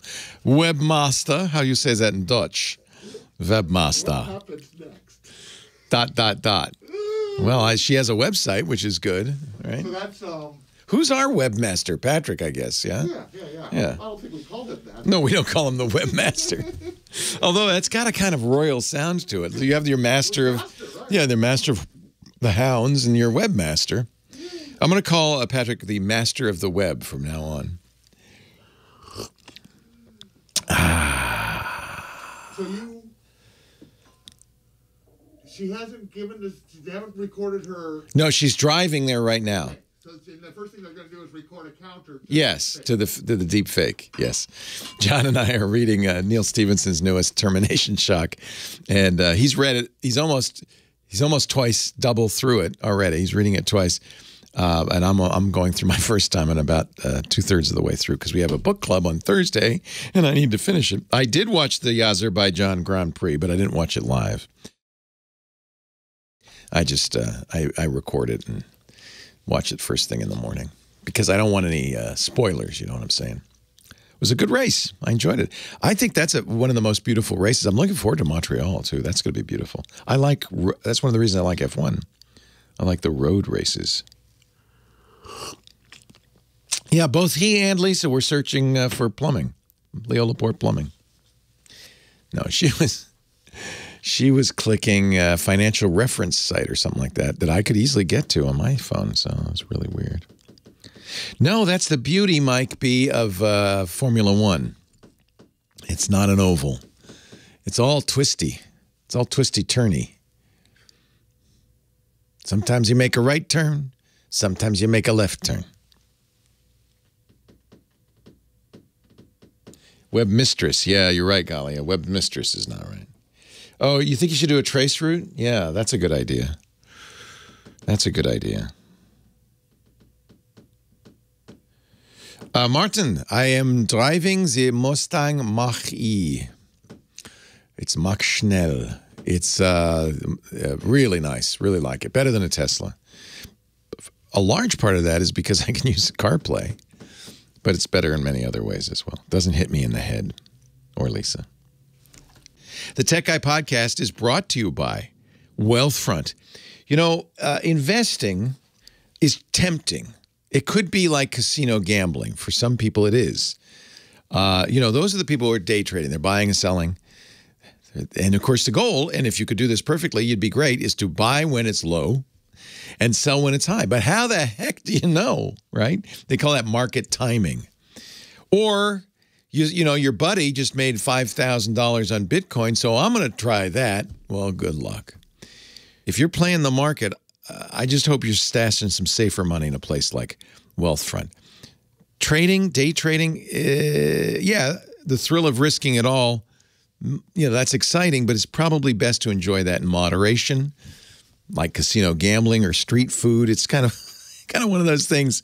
A little bit goes a long way. Wealthfront has a ton of data to show that the length of time you're in that market, holding that stock, almost always beats timing the market because no one, even the best investors, know how to time the market. But what Wealthfront does is they give you globally diversified portfolios, automatically optimize them to hit the goals you establish. You're saving for college, you're saving for your first house, you're saving for retirement, your time frame is this, your risk tolerance is that. Then they build this portfolio for you. It's automatically diversified. It's automatically rebalanced. This is really something you've got to do at least every quarter. Most people don't do it ever. And they do things like tax loss harvesting. They actually invented the software that does that. And now Wealthfront's added some nice features that I think kind of scratch that itch to, you know, play the market. You can personalize your portfolio, but do it safely with a selection of funds handpicked by Wealthfront's financial experts. I mean, they've got social responsibility funds. They've got clean energy. Yeah, they got cryptocurrency. Wealthfront is trusted with more than $27 billion in assets. We've actually been talking about them since they started. So I've been watching them grow. It's fantastic. 500,000 people now using Wealthfront. Investopedia named them the best robo-advisor of 2022. The year's just about half over. That's pretty good. So bottom line, yeah, sure, have some fun, but really start building your wealth into something like Wealthfront. Get your first $5,000 managed free for life when you go to wealthfront.com/techguy, wealthfront.com/techguy. Start building your wealth, wealthfront.com/techguy. Get started today. And now back to the Tech Guy Show. Leo Laporte, the Tech Guy. When, Professor Laura, when did that song come out? 1964? I have no idea. 65? No idea. We don't know. I'm going to guess it's at least, it's almost 74, that late, really? Sounds like a 60s song. All right, 74. So that means it is now 60 years old, right? Or 50 years old. And you are quite a bit younger.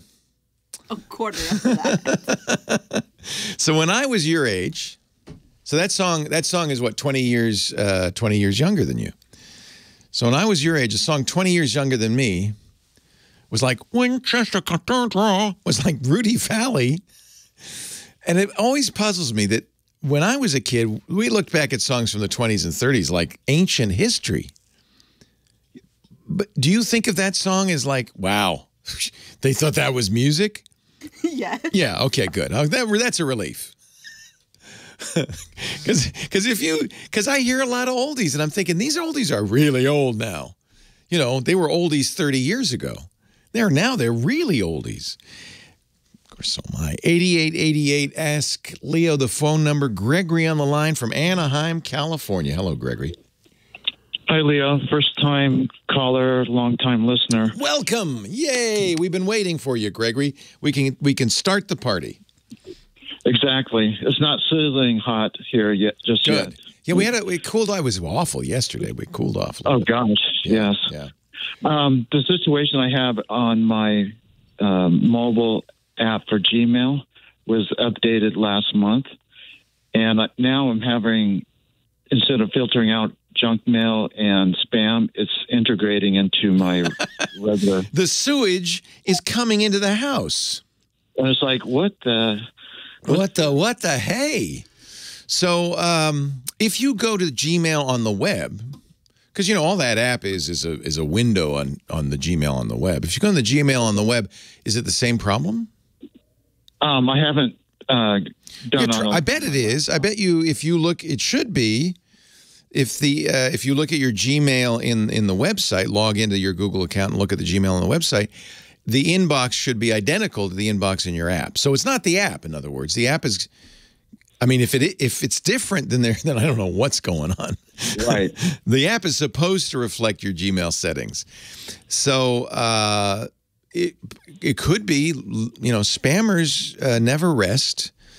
And they're always trying to get into your worm their way into the house, into your inbox, in other words.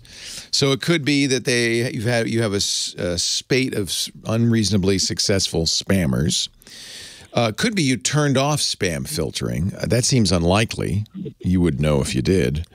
So I'll log into my regular. Yeah, just go to your Gmail account and take a look at it, and the inbox will be identical. And then if it is, then the question is, well, why is this stuff here? Now, of course, what you're supposed to do with Gmail, one of the reasons Gmail does a good job with spam, or at least used to, is it's collaborative. So the idea is that everybody who uses Gmail is supposed to, you know, when you get spam, say, no, this is spam. And Gmail go, oh, yeah, right, thank you.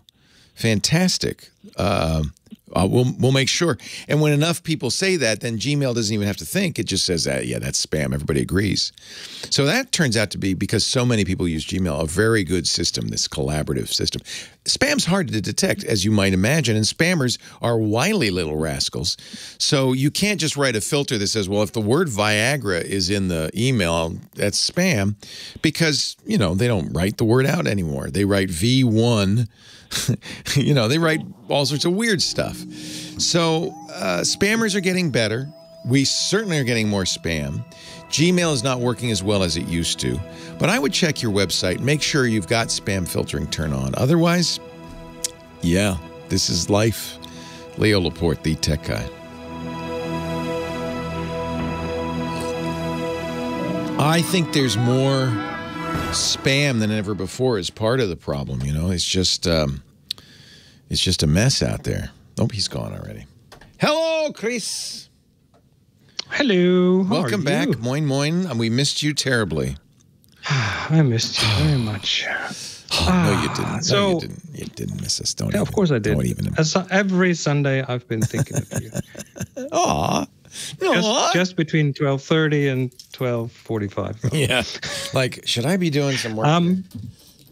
Yes. No. I sent you an email. We are going to talk about filters, and next week is the colorful assignment review. Colorful. Color. The world is a carousel of color, color, color. And just 20 minutes ago, I rescued a pigeon from the bottom of our chimney. Oh, is the pigeon okay? just out of nowhere, yes, it is. Oh, I think it lost a couple of tail feathers, but and you picked it up and you released it to the wild? Yes. You didn't nurse it back to health? No, it was okay. We heard it. We heard a noise from the wall, which this is an old house. The viewpoint of it is 100 years old. So probably not the first pigeon. More like wings flapping, you know. Let me out of here! Let me out of here! And there's this little access door at the bottom, and I was so scared to dig in there. Yeah, I don't know how pigeons are in Germany, but pigeons here are kind of like rats with wings. No one wants to touch them. Yeah, I had gloves on, but still, it was very exciting. A bit of an adventure. We have Lisa started feeding the birds here at our house. So she put out feeders and stuff. And for a while, it was cute. We had little swifts and, little cute little birds. We used to have some doves. Isn't it Princess Maud feeding them on the hand and that kind of stuff? No. Little bird feeders. So she started, this was really, she started by putting out walnuts. I was like, don't put walnuts out. Those are expensive. But the birds love the walnuts, so that attracted crows. And then she thought, well, I should get birds seed for little birds. So she got a bunch of bird feeders, put them out. Now we have a lot of birds. But then it attracted something that we in California called a blue jay, but is known as a... Oh, yeah, I know those, yeah. Well, it's not a blue jay. It's a scrub jay, which is a blue bird that is a killer. And as soon as the scrub jays arrive, the birds bolt. And pretty soon, the scrub jays built a nest somewhere nearby. And now, any bird comes nearby, they dive bomb them and kill them. We have found dead... We have a bunch of dead birds in your garden. We have dead birds. And it's like... So now we're like, oh, my God, what have we done? No. So we've moved she took down the...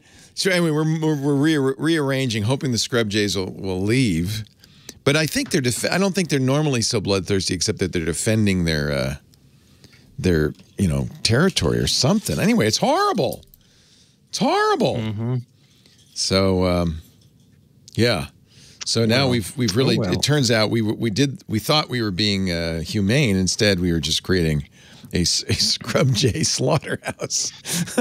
Well, I did pull the rest of another bird out of the chimney. Oh God! Yeah. Oh God! It's sad. It's awful. The nature red in tooth and claw. Do you have bird feed? Now I remember when I was out your way. I think it was Regensburg, where they had storks' nests in the chimneys. Do you have any storks in your chimney? Not on ours, but in the vicinity there. It was so cool. And they encourage it. It's good luck, right, to have a stork. So this old medieval town of Regensburg, you're standing and there's the gate and there's this chimney and there's these giant stork nests and the storks are up there. That was kind of cool. I like that. I would trade the storks for these scrub jays. It's time. Yay, we missed him. Photo guy Chris Marquardt is here. He is a fantastic photographer. He is my photo sensei, does photo coaching at sensei, SENSEI.photo. Photo workshops, soon back on the road traveling, I hope, with his travel workshops. I'm dying to go to Bhutan with you someday. Not Svalbard so much. Still in the books. Yeah. Still in the books. Yeah. Good day, Chris. Moin, as they say in your territory. They say in the north of Germany. The north of Germany. What are we doing today? Yeah. Well, we want to talk about filters. This is a topic that is most smartphone photographers would never bother with that. But if you're a bit more involved, filters are a thing to keep in mind. I beg to differ because at least I was introduced to filters through Instagram. That is true. Nobody with a smartphone, if worth their salt, posts a photo without a filter. What I'm talking about is physical filters that you put in front of the lens. Like glass thing. Oh, yeah, not digital filters. I got it. Real filters. Filters. Yeah, there's a whole bunch of different filters that people discuss, and some of them are beneficial, some of them are not necessarily. So let's start with the UV filter, which is often, well, it's one of these things that they are happy to sell you in the store. I actually, because do you mean like the clear ones that don't really do anything? You mean those UV filters? They're actually UV filters that filter the ultraviolet part of the spectrum. The invisible and those part. used to be really important when you shot film, because UV light would do something with film. With a digital camera, you have a built-in UV filter right in front of the sensor. There's one. So you don't really need that. There's a lot of discussion if you need them to protect your lens. I'm definitely in the camp of no, you don't need them to protect your lens. The filter won't do much, but that's an entirely different discussion. Ever since you told me that, I've been saving, because those can be expensive. I'm saving money, because when you buy a lot of lenses, you end up buying a lot of useless UV filters. I don't buy them anymore, and I haven't done anything bad to my lenses. I do keep the lens hood on, so I'm not gonna. It's harder to scratch it. That's a good way to protect your lens against. Plus, you look pretty cool. And it does look very professional. Another kind of filter, and I'm going to show a couple of photos there, that is actually interesting, is the infrared filter. So with a UV filter, we're looking at one side of the visible spectrum, but on the other side, there is red and then infrared. And if you have what's called an infrared filter, what that does is it blocks everything that's visible. Like, it looks black if you hold it up to your eye, it looks black, but there is light, infrared light, that comes into the camera, and some cameras can see that. And what you get is, in summer, you get, this is called the wood effect: white leaves, white foliage on green trees, turns into white, right? Absolutely, especially the foliage, because it does something to infrared light, and that then turns into really beautiful, interesting, surreal landscapes. The sky is still blue, which is kind of interesting. Sort of. It kind of messes with the color. So yeah, sort of. I love this effect. In fact, I wanted to get a camera modified, because you can remove the filter on digital cameras and get basically what is an infrared, camera. That is true.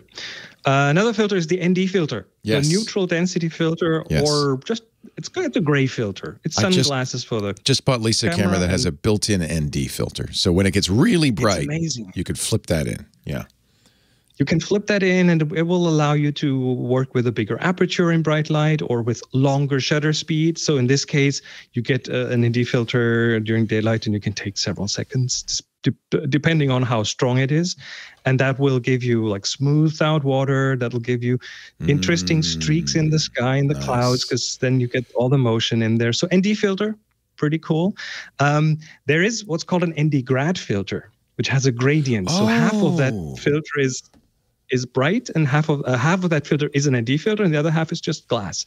And that solves a big problem when you shoot landscapes. And the problem is that the landscape part is dark and the sky part is very bright, and the camera doesn't really handle that well.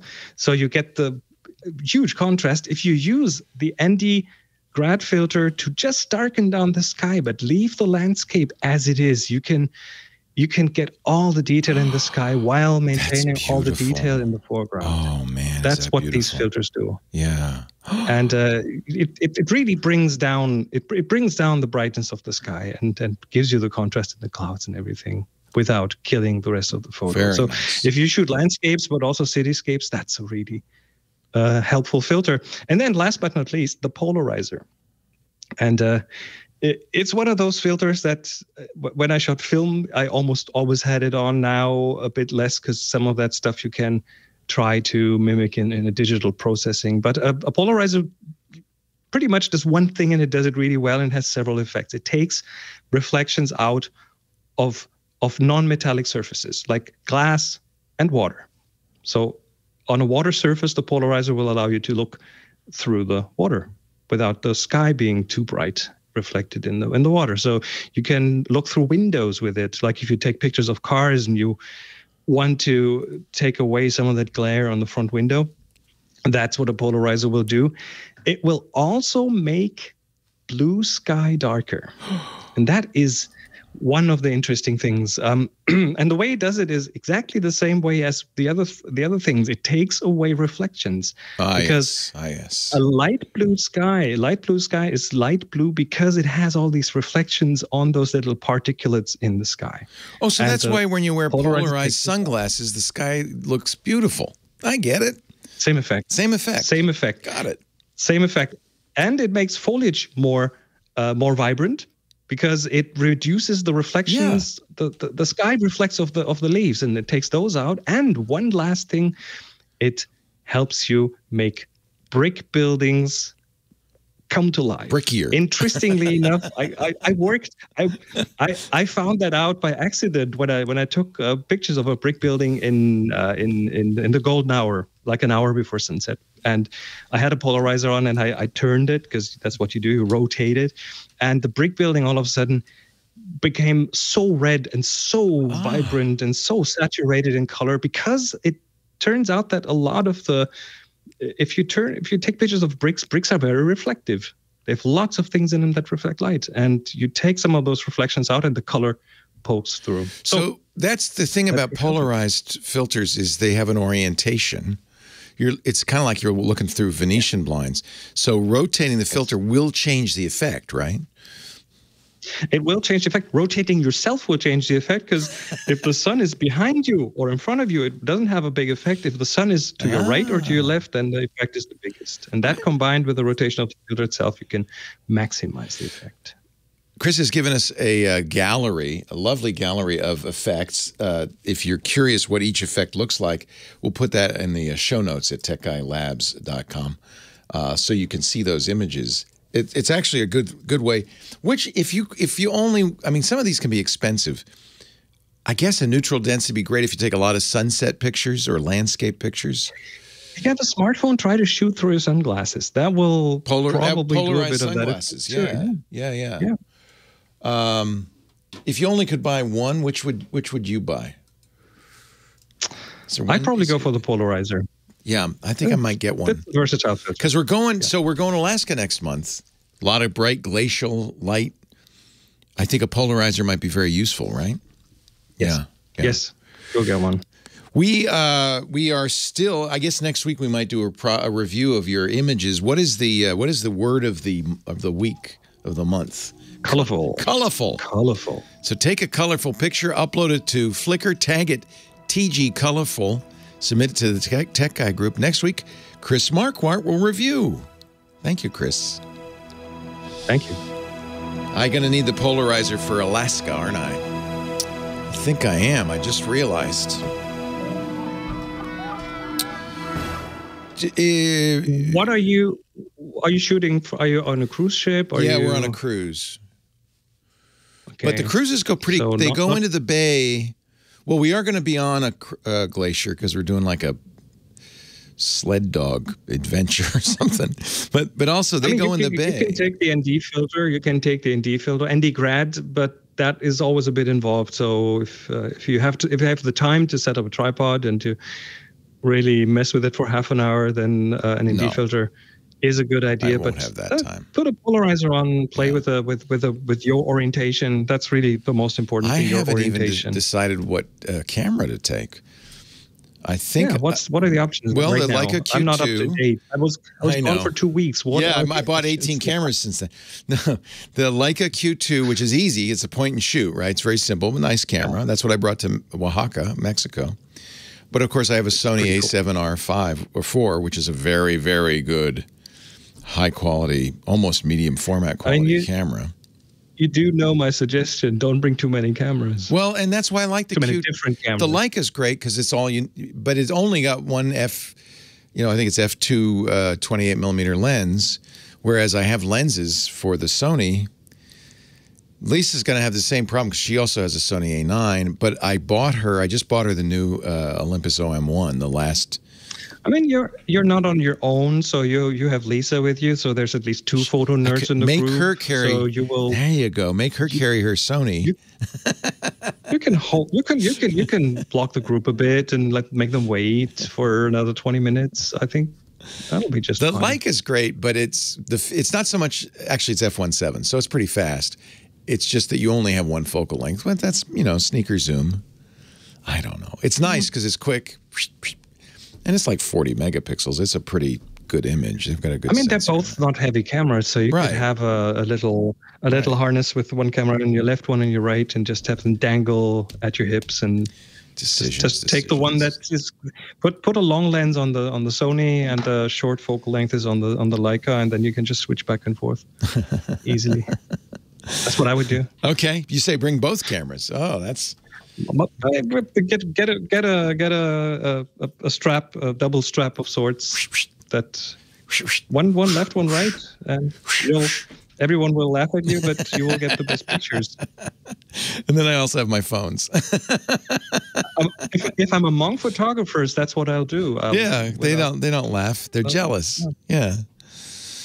My friend, it's great to have you back. Yep. Same here, and I'll be back next week. We'll talk next week. Thank you, Chris. All right. Bye. Take care. Leo Laporte, the tech guy. 8888. Ask Leo. Maria is next. No, you're not in Timbuktu. Come on. Where are you, Maria? You could be anywhere you want. I'm not. I'm trying to keep my cover. Okay, you're undercover, and she's calling from Timbuktu. Hi, Maria. Hi, I'm glad you do what you do, Leo. Oh, I love doing it. I'm really grateful. I'm glad you listen and you call. I'm very grateful for you. Leo, I got this problem. I have an Android phone, and on my files, I had the file appeared dot collector config. It had, and then the sub file is collector global. It had appeared a couple months ago. I just, deleted it. End of story. But this time, I delete it, and when I restart the phone, it pops up again. And it's where, you have your, it says alarms, Android, download, music, pictures, ringtones, that kind of thing. Yeah, and I could see why you'd be concerned, because strange things popping up in your files. And I have nothing. Yeah. Nothing. I have no ringtones. I have no pictures, no music. Yeah. In the How do you know that it showed up? Are you going through the folders? Yes, I had been hacked, and had appeared. I see. Snoop. Do you have, let me ask you, do you have Norton installed on your phone? Do you have an antivirus installed on your phone? Yes. Yes, that's what's causing it, and that's what created that folder. No, because I've had it since last year. I'm going August. Yeah. And I've had it consistently, and it's not there. Well, try this just to see. Uninstall Norton. Hey, Norton, get out of here. Uninstall Norton. You did. And then delete collectors.config and see if it comes back. It did. It did. All right. It's harmless. It is not I'm going to tell you right now, it's not malware. I'm also going to tell you that no antivirus is necessary on any mobile device because both Apple and Google are always protecting you in a variety of ways. I understand you were hacked, so you're nervous. You put something on there. But the truth is, those things can make you less secure, not more secure. And in fact, can give you concerns like this. So I am looking at a support note on Google that says this .collector config folder is created by Norton. And that if you remove Norton... You should try it again. Maybe I didn't do it right. Yeah. Well, and I will also say it's harmless. It's not malware. It's empty, right? It's 0 bytes and it's empty. Yeah, it's empty. Yeah. I think what Norton uses it for is if it finds malware, it puts it in there. Now, I'm going to tell you something else. When a file or folder begins with a dot, it's supposed to be hidden. You're not. You know what? I have. I went to the show hidden. Yeah, you showed the hidden. Yeah, pay no attention to that man behind the curtain. It's not that, so they don't want to bother you. But I understand if you've ever been hacked, it's like if you've ever been burglarized, you're paranoid for the rest of your life. You're like, is that door locked? So I understand that. That's why you have Norton on there, and that's why you're looking around to see if there's anything else. Was it an evil ex that hacked you? No, a neighbor. Oh, even worse. It was an evil neighbor. Yeah. Actually, I don't know if that's worse. No, they made me a hotspot, Leo. They made you. You mean they didn't want to buy internet, so they said, hey, that's the problem with living in Timbuktu. People do bad things there. They said, let's use Maria's phone. The other neighbors were in front of my house with a laptop. No. They were, that's pretty bold. They were, we've turned neighbor Maria's phone into a Wi-Fi hotspot. Come on over. Let's all sit in our lawn and we get free Wi-Fi. All right. Well, that's good. I'm glad you turned that off. The question I had was, who takes care of that? My local police in Timbuktu does not handle that. No, they don't want to be bothered. You mean the using your Wi-Fi thing? Yeah. Yeah, I think it's changing my settings and my phone was. Well, how did they do that? They must have gotten a hold of your phone. Did you leave it lying around? No. Nobody had physically touched it. Well, I have no clue. That's a very hard. Let me tell you, that's a very hard thing to do without physical access to the device. So here's what I would do. You probably already did this. I would do it now anyway. You said you don't have anything on there. There's a factory reset. You might have already done this when they did this the first time. Do the factory reset. Brings it back to, it's in your, settings at the very bottom there. Reset the phone. It's going to erase everything, all data, everything, including Norton. Norton is not helping you. There's no friend of yours. Sewer workers is kings. But do that full wipe. And then really, I strongly suggest a good long password. With an Android phone, you can have digits, which is fine. Just make it long. 4 digits is too short. 6 digits minimum. iPhones now use 6. If you can do 8, I always do 8. Do 8, and that will keep anybody from physically modifying your phone. At that point, you're safe. They cannot, and I don't think they were able to, unless. Maybe you had the default hotspot password, or usually good Android phones, they randomize those. So I'm not sure how they got that, but do that. Lock your phone down. Nobody's going to get into your phone, and I think they're all right. Now, make sure they weren't using your router. Somebody said, I bet they were on her internet access. Make sure your router, you use the Timbuktu internet service. So make sure your router has a password on that. That's probably what they were using, not the phone. And don't worry about collector config. That's a hidden folder that Norton creates. And if you wipe your phone and don't reinstall Norton or Kaspersky or any other security, you don't need it. It's a waste of money and it's a waste of space, and it can make you more nervous. So don't reinstall that. And I bet you collector config does not come back, because that's who makes that. Folder should be gone. It's either a cache, or I'm guessing maybe that's where Norton, if it finds malware, will store it. But either way, not necessary. John in Moore Park, California, near Timbuktu. Hi, John. Well, I feel like I'm in Timbuktu, living here in Moore Park. Stay away from your neighbors in that case. What can I do for you? I don't know what to say. I have a problem, and that was that I was listening to you, and I bought iDrive, and then I got a message this morning that they're going to increase the price from $69.50 to $79.50 per year. Yeah. You better not be a month. Yeah, that would be too much. Yeah, they're no longer an advertiser, so I hope when you first signed up, you took advantage of that 90% off for the first year. I don't know that I did. But yeah, because then it would have been $8 for a whole year, and then you would have been really mad when they went to $70. But yeah, well, my question is, how do I delete iDrive? Just uninstall it.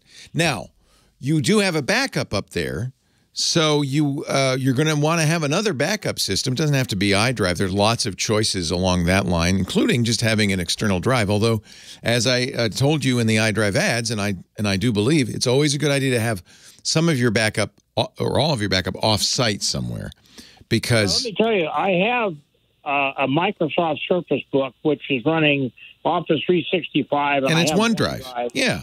And you got a terabyte of OneDrive. That's fine. Use OneDrive instead of iDrive. You could just uninstall iDrive. You don't need it. And just make sure you're backing up to OneDrive. Leo Laporte, the tech guy. Kind of confusing, OneDrive, iDrive. Well, yeah.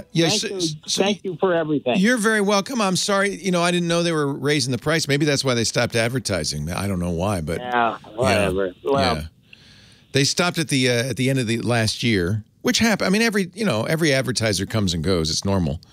I don't, $10 a month is $10 more a year is not the worst thing in the world. But if you already have a terabyte of OneDrive, which I think you do with your Office subscription, you don't need iDrive. You can just use OneDrive exactly the same way you used iDrive.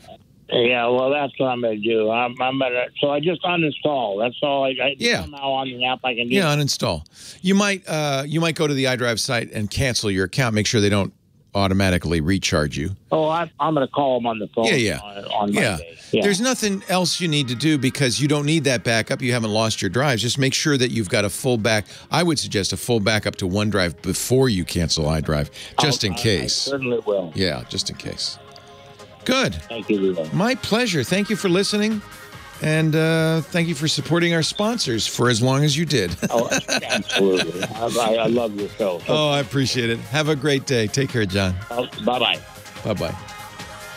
Well, hey. How are you today? Leo Laporte here, the tech guy. Time to talk computers and the internet and home theater and digital photography and smartphones, smart watches, smart cars, augmented reality, hard drives, backup, software, everything, your digital life on parade on this show. 8888 Ask Leo is the phone number.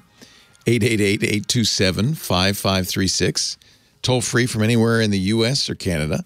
Outside that area, you can still call, but you have to, use Skype out or something like that. 8888 Ask Leo. Website, techguylabs.com. All will be revealed there. techguylabs.com. Back to the phones we go. Jamie on the line from Hollywood. Hello, Jamie. Hey, Dr. Laporte. How you doing? I am well. How are you? Good. That phone angel's a real pro. You're so lucky to have her. I know. What did she do? Did she have you comb your hair or anything? She's very good. She had me sit upright and make sure I was ready for a position. Speak clearly. Multitasker. Oh, was she eating a sandwich while you were? She was multitasking between callers apparently. But she got me through. Yeah. She's also talking to John. She's a busy person. Yeah. Plus, it's about 30 degrees in the studio. Look at you wearing she's wearing like a snow coat. Yeah. So what can I do for you, Jamie? Thank you for the kind words.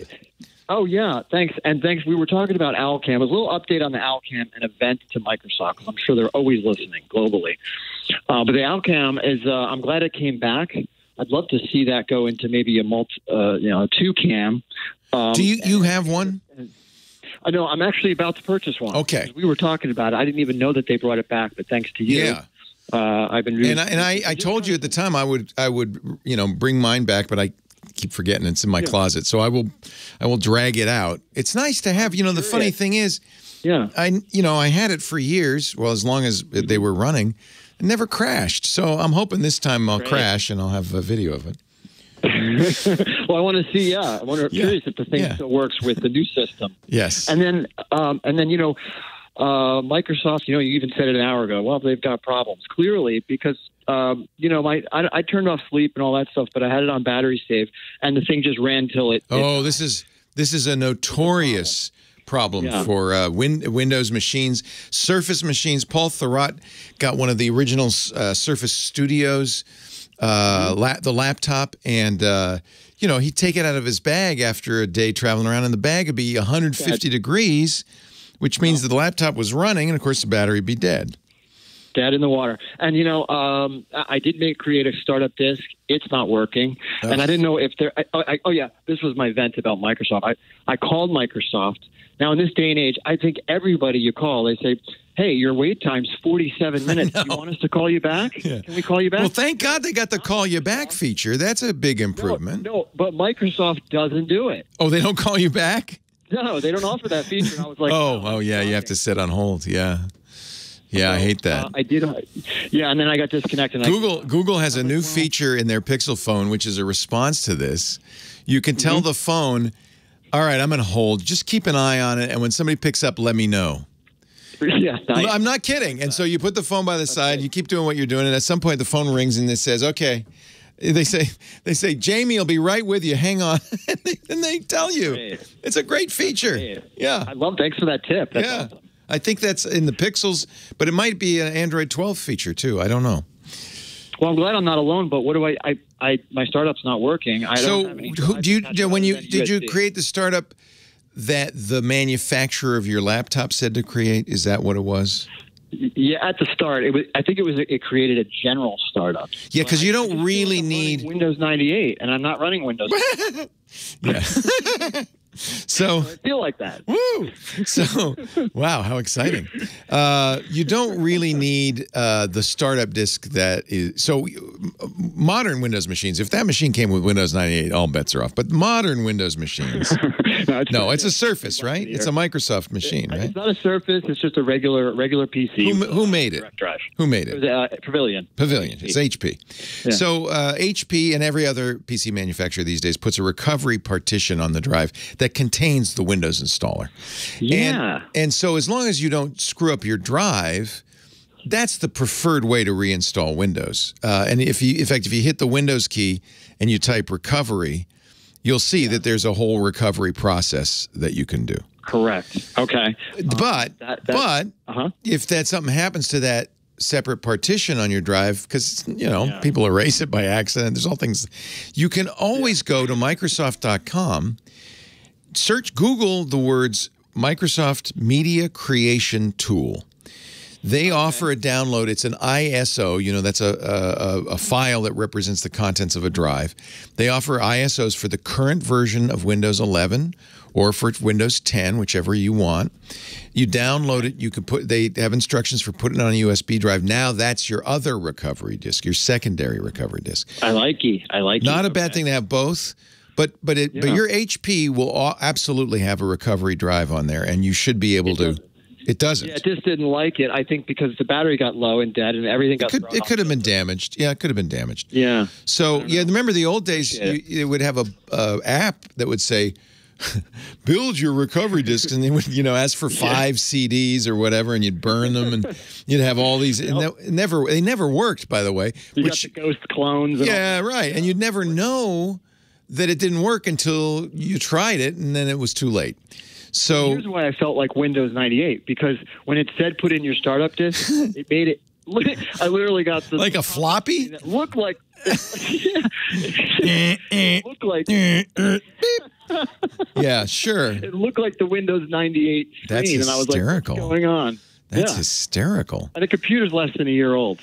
There is. I'm looking at my Windows 11 machine. When I type recovery, there is also an app on the machine called the Recovery Media Creator that will do kind of what those old things did, which is burn a USB or create a USB that can boot Windows. So there are many ways to. I'm doing today. Yeah, I would just honestly, because HP puts a lot of junk. I was going to use a bad word. Puts a lot of junk on their system. I like to go to get that Windows Media Creation Tool and create a fresh, plain copy of Windows and install that. You'll still need to get the drivers from HP that are unique to that machine, but it'll run without them. It just won't run optimally. And then you get the drivers, and then it'll run optimally, and you don't have all that junk that HP installs. Awesome. That's what I would do. Thank you so very much. Thank you for listening. Yeah. I appreciate it, Jamie. Have a wonderful week. Well, golly, you too. Wow. This was a very civil exchange. Let's try Jonathan in San Diego. Hello, Jonathan. Leo Laporte, the tech guy. Hey, how are you, Leo? I'm great. How are you? Excellent. And sunny Sunday. A sunny Sunday in beautiful downtown San Diego. Yeah, exactly. One of my favorite places. I love San Diego. Excellent. Yeah, I got to visit your studio back in 2018. Nice. With you and Patrick. Yeah. Oh, how fun. Well, it's good to talk to you again. What can I do for you? Yeah. Yeah, so I have a OnePlus 8 Pro, and I love it. And recently on Friday, I upgraded to Android 12, which I thought was going to be great. But, all that. Yeah. And it wasn't. I'm taking no, it's okay, except for in dark mode, the black colors, or what's supposed to be black, is now like a brick color. Oh, that's not good. Or a pukey pink. Oh, I know why. One of the features of 12 is it looks at your desktop wallpaper and adjusts its colors. This is called the Material U, Y-O-U, adjusts the colors to your wallpaper because that's what you like. So you can turn that off in the settings. The best thing I've heard anybody say about Android 12, now that Android 13 is coming, is, well, finally, after a year, Android 12 is usable. It took them almost a year to make Android 12 any good. Okay. But one of the big features that they sold last year about Android 12 was this Material U thing where it adjusts its colors to reflect your personal tastes. But obviously, you don't want that. You don't want brick red. Right. You want black. No. You should be able to change that in the settings. Otherwise, 12 should work well on that OnePlus. How old is it? It's a OnePlus 8, so maybe 2 years old. Okay, 3? Yeah, it should probably work fine on that.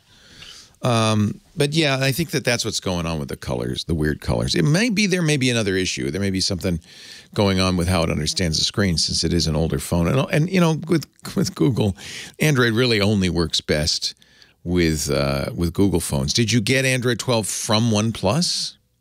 Yes. Okay. Well, then it should work because they've presumably tuned it. You know, the guy who started OnePlus, Carplay, has left, started a new company called Nothing, and in a month they're going to announce their Nothing phone. So we got that to look. We got that going for us. Maybe I'll check that out. A Nothing phone. I thought the OnePluses were quite good, certainly in the early days, anyway. Yeah, I think it's just 12 customizing it. Turn off that. Turn off the Material U customization. I went to personalization, but I can change the accent color, but there's not a background. So just change the background, you're saying? Yeah, maybe if you put a black background, it would then not have the brick color. Is that brick color reflected in your wallpaper? San Diego. Huh. You know, that's probably. I never liked that feature. It would pick kind of random colors from my wallpaper. So there must be. I don't have an Android phone in front of me, but there must be a way to turn that off completely so you don't have any customization. Let's just have dark mode as it's intended to be, pitch black, dark. Yeah, there's got to be a way to turn that on. I unfortunately, you know, I usually bring my Pixel just so I can answer questions like this, and I didn't bring it today. I'm sorry. I apologize. I have failed you. No worries. Sorry, Jonathan. Somebody will call. Somebody will find out. Yeah, that's another solution. Dr. Mom says she fixes it by not using the Google launcher, or in your case, the whatever they call it, the One UI launcher. Yeah. She uses Nova Launcher, and that's true. That's part of the reason I probably don't see this is I always use third-party launchers. I liked Active Launcher. She likes Nova Launcher, which is also very good. And that way, you know, the Material U is gone. I'll try Nova Launcher then. That sounds good. Nova Launcher is great. Highly recommend it. Much better than the launcher that OnePlus provides. Hey, appreciate the call. Have a great day. Come up and visit us sometime, or I'll come visit you, actually. Let's do it that way. We'll do. The door's always open. Thank you. All right. I watched the Top Gun Maverick premiere in San Diego by the warship down there in the harbor. That was a hoot. Tom Cruise flying in his helicopter. Leo Laporte, the tech guy. More calls right after this.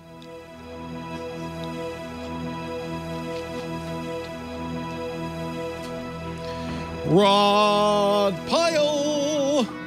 Hey there. So when did you see Maverick? I didn't see the movie. I just saw the event, the premiere. So I finally got my butt into a theater and saw it yesterday. And despite my snobbery, I have to say it was quite good and his best performance. I mean, it was, there wasn't a scene that came along that was unexpected. Yeah, of course not. It's like, oh, look, he rescued at the last minute. Yeah. But he actually acted in this. It was damn good. Yeah. All right, I'll have to see it. I had never seen believe it or not, never seen Top Gun. So Lisa and I... You missed all that big hair. Yeah. Lisa and I watched it the other night, and I paid for it. I bought it. And then I found out it's free on Amazon Prime, so I'm an idiot. Yeah. I'm an idiot. God, I wish there were a way to figure that out ahead of time. Well, but now you have it permanently. Now I own it. Disappear from Prime all the time, including, interestingly, things that you buy. I never had looked at the fine print until I started using books on Kindle to realize you're just kind of paying to lease them until they decide they don't want them anymore. So annoying. Yeah. And this was on iTunes, but I bet they all do this. Sometimes they edit them. So, oh, really? One of my favorite kind of guilty pleasures is, oh gosh, now I'm trying to remember the name of it. But it had some sexy scenes that I know they were in there, but they ain't in there anymore. And it's like, well, don't edit, don't sell a movie with scenes cut out because you don't like them. It's like there was a routine on Mad TV years ago of what The Sopranos would look like on PAX TV. Oh, I know. Edited for family-friendly content. I know. And it was like a 30-second episode with a lot of... This is the movie. It's kind of... this guy was a Hitchcock fan. Brian De Palma. Yeah. And it was one of his great, I thought, very, it's a guilty pleasure bad movie. But I really enjoyed it. The one where the guy is looking out the window and he thinks he sees a murder. It's not Dressed to Kill. Like Rear Window, but that's Hitchcock. Is it Don't Look Now? Yeah, it's like Blow Up, or Blow Out. It's called because it's a kind of an homage to Blow Up. Is that it? No, that's the John Travolta one. That's not the one. Maybe it was Body Double. Body Double. It's Body Double with what's her name? And Melanie Griffith. And there is a scene where because he's trying to figure out who got murdered and what's going on, Craig Wasson. And there's a scene where he acts in a porno movie because she's going to be in the porno movie, and he just wants he's like following her. And it's a hysterical scene. And it's cut out. It's gone. And it's like, I know that scene is in this movie. I don't understand. It's a classic. I think it's a classic movie because it's kind of it's homage to, Hitchcock and to Blow Up, the Antonioni movie, which is also one of the great movies. Anyway, I was kind of pissed that I bought it. Yeah. Because it doesn't have the good stuff. Lame. What would you do without the chat room, huh? Oh, no, I actually looked it up on Wikipedia. Oh, okay. Where they were telling me the answer. Yeah. I should have looked over to my left. Once I remember Brian De Palma, I could look it up and all that. You Google watching the movie. I know I should have done that with watch Top Gun. Let me see what I get now. Watch. So you suggest Maverick. All right. Well, I still don't want to. He doesn't say I feel the need for speed, which I was greatly gratified. I knew he was going to say that, and he didn't. I was waiting through the whole original movie where he does say it, but it's a very minor. It's like offhand. I thought it would be a bigger deal when he said it, to be honest with you. You thought it would be with the big hair. All right. Hang on. We'll be with you in a minute. I'm feeling groovy. Feeling nerdy is what I am. Leo Laporte, the tech guy. You're going too fast. John, wait a minute. Didn't I just talk to John in San Diego? Or is this a new John in San Diego? Hello, John. Hi, Leo. It's a new one. Hi, John. Welcome. Well, thank you. Been enjoying your show for a long time. It's my first time to actually reach out. Welcome. Thank you. It's good to have you call. Thank you.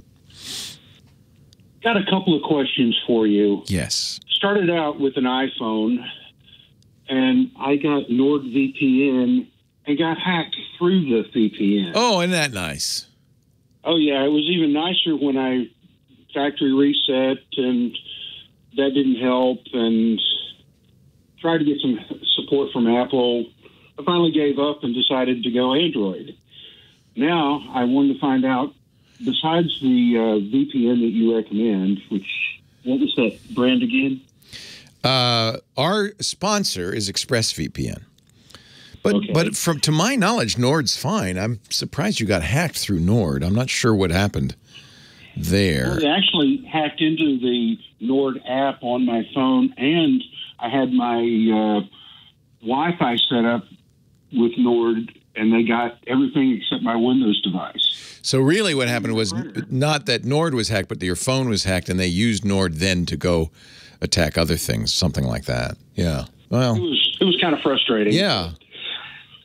What would you set up if you were going to set up a new Android for antivirus, anti-malware? None. Don't use any of that stuff. None of that stuff's any good. You kind of had that experience. You installed NordVPN as a security measure, and it got hacked.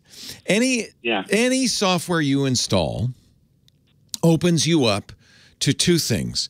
The software itself having a flaw, which allows a bad guy to attack you. And just because it's security software doesn't mean it doesn't. In fact, it's worse because security software reaches its hooks deeper into the operating system. And there have been cases, I'm not going to name names, but there have been very well-known software programs, antivirus, that have been hacked because, they opened up the door to bad guys. So that's problem number one. Problem number two is anytime you install software on your system, that software can slow it down, can cause incompatibility, and security software is notorious for that. When somebody calls me and says, I can't get online, the very first thing I'll ask is, tell me about the security software you're running. So mobile operating systems are different than desktop. On the desktop, because these operating systems are so old, you really are a little more vulnerable. They're working to lock them down. But mobile operating systems were devised in the last couple of decades when we knew that you were in a hostile environment, always on networking, you're running around. So they were designed much more securely than desktop operating systems. So that's number one. Number two, Google is constantly scanning your device, and they don't let any other third party do what they do for security reasons. It's even worse on the iPhone. There's no antivirus could do anything on the iPhone. So they're just there, kind of performantly, just, hey, look, I'm protecting you. But they can't do anything. So you don't need any. I'll tell you how you keep an Android phone safe. Number one, get an Android phone that is going to be kept up to date. Look at the manufacturer's agreement, Samsung, Motorola, Google. Look at their agreement, how many years they're going to give you updates. And I'm not talking about Android 11, 12, 13.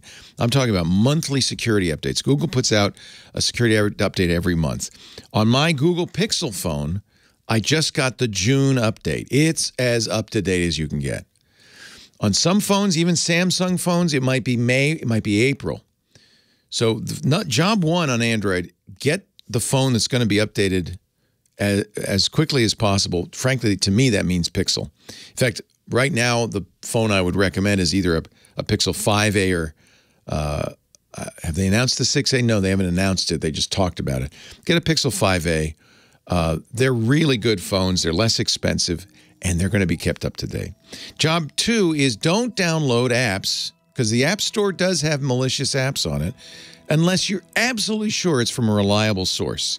Do not get Russian wallpaper app on Android. Very dangerous. Only from Microsoft, Google, companies like that. And then you'll be just as safe as you can be. Leo Laporte, the tech guy. It's time for our rocket man, Mr. Rod Pyle. He is the author of so many great works on space. I have a stack of books over here reflecting his incredible... How many books have you written, Rod? Just finished 20. 20? 20, including Space 2.0, Interplanetary Robots, Amazing Stories of the Space Age. My favorite, though, I got to say, because I'm a Neil Armstrong fan. And I love, the moon landing. I was a kid. I watched it. His First on the Moon. There's a beautiful book. that you put out on the 50th anniversary of Apollo 11. Thank you. I just love this one. Yeah. He's also the editor-in-chief of Ad Astra magazine, space.nss.org. Welcome. We missed you. You took some time off. How are you? You good, I though, did. huh? You were traveling. Paid my dues in Norway and then D.C. And Good. I don't see myself over your shoulder, by the way. Watch this. Now, ladies and gentlemen. Magic. Rod will appear in this screen right here. Of course, it's radio. Oh, you know what? So it was better before I did. No, that's okay. So now that I had to spend a few minutes licking my wounds because you had to mention Dogecoin during the break. Did you invest in Dogecoin? Yeah. Did you make a killing in Dogecoin? Well, I made kind of an inverse killing. It's at about 1/10 of what I spent. Yeah, my daughter asked me, she said, do I have to declare my Dogecoin?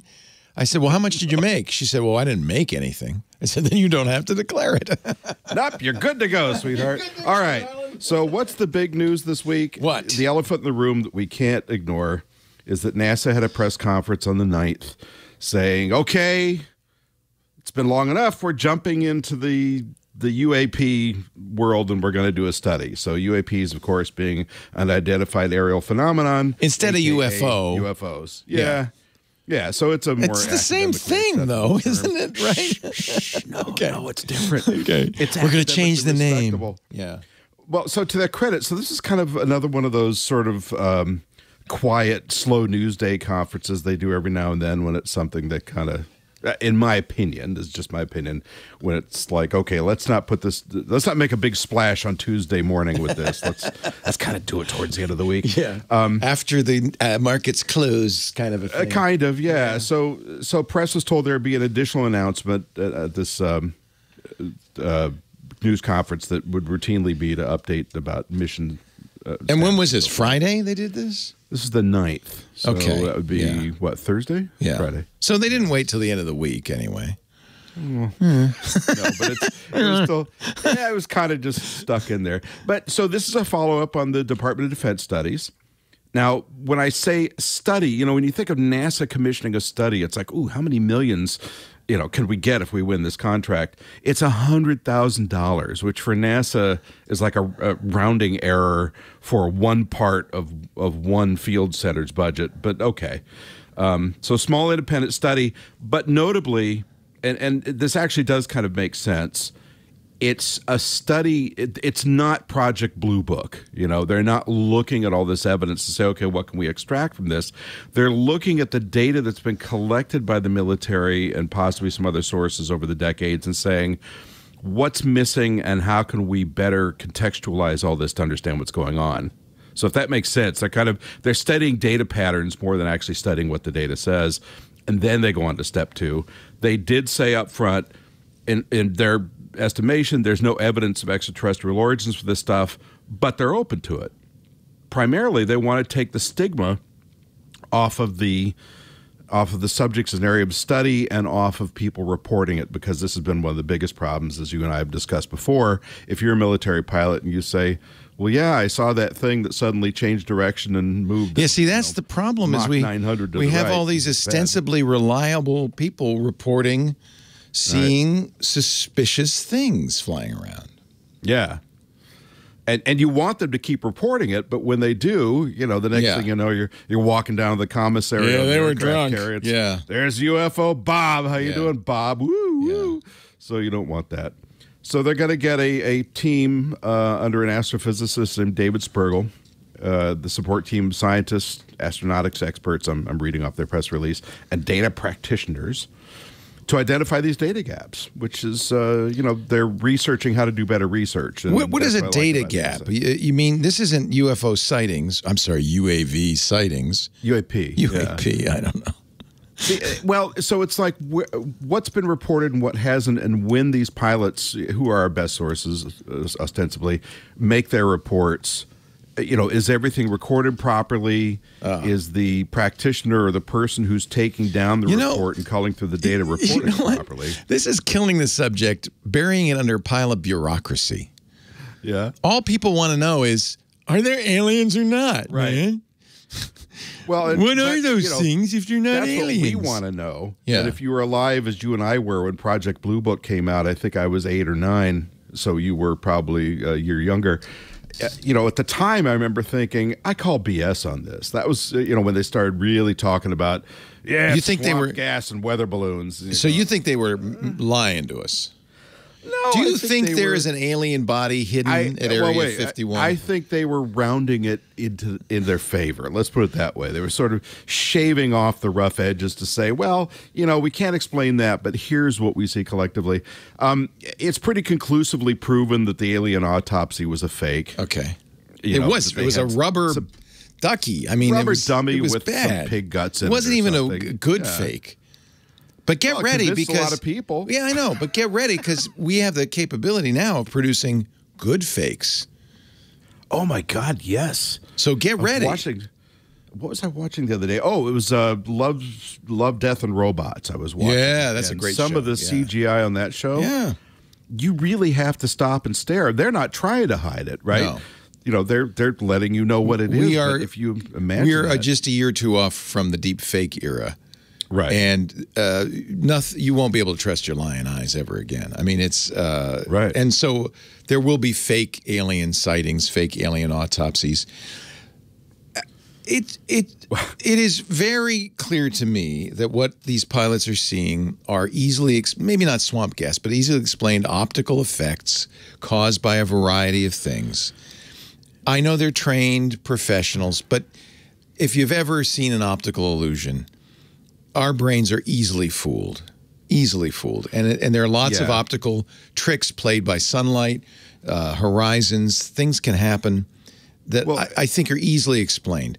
It's going to take a higher level of evidence than I saw it out my window for me to say, yeah, they're aliens. I want some physical proof. Even when you have hardware involved, like FLIR radar and so forth, parallax can be a very confusing thing. Especially to our primitive mind, things moving in the z-axis are we don't understand hard depth. to divine. Yeah. It's really hard to tell the altitude or range of something, even if you're experienced. So if you're going to assert something crazy, wild, not insane crazy, but just like something off the charts, unusual, you better need better evidence than I saw it, because eyewitnesses are notoriously bad. Yeah. So. Ask any cop, right? Right. Where's the piece of space junk that they left behind? Or, I want more than an eyewitness account. I want some physical evidence. Well, and we're going to have an episode coming up on the podcast, which you so generously provide. This Week in Space. We're going to have a gentleman on who's written a study about, conducted a study about how many potentially hostile Earth-invading civilizations might be in the galaxy, which I thought, boy, just the title, But, what is your opinion? We only have a half minute left, but what is your opinion on all of this stuff? What do they want from us? Our bodies are so full of microplastics, I wouldn't eat one of those at this point. But do you think there are aliens visiting us from another planet?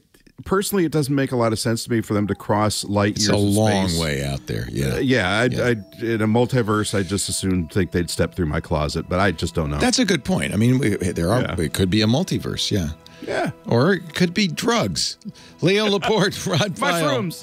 The tech guy, the space guy. More calls right after this. I'm such a skeptic of all this.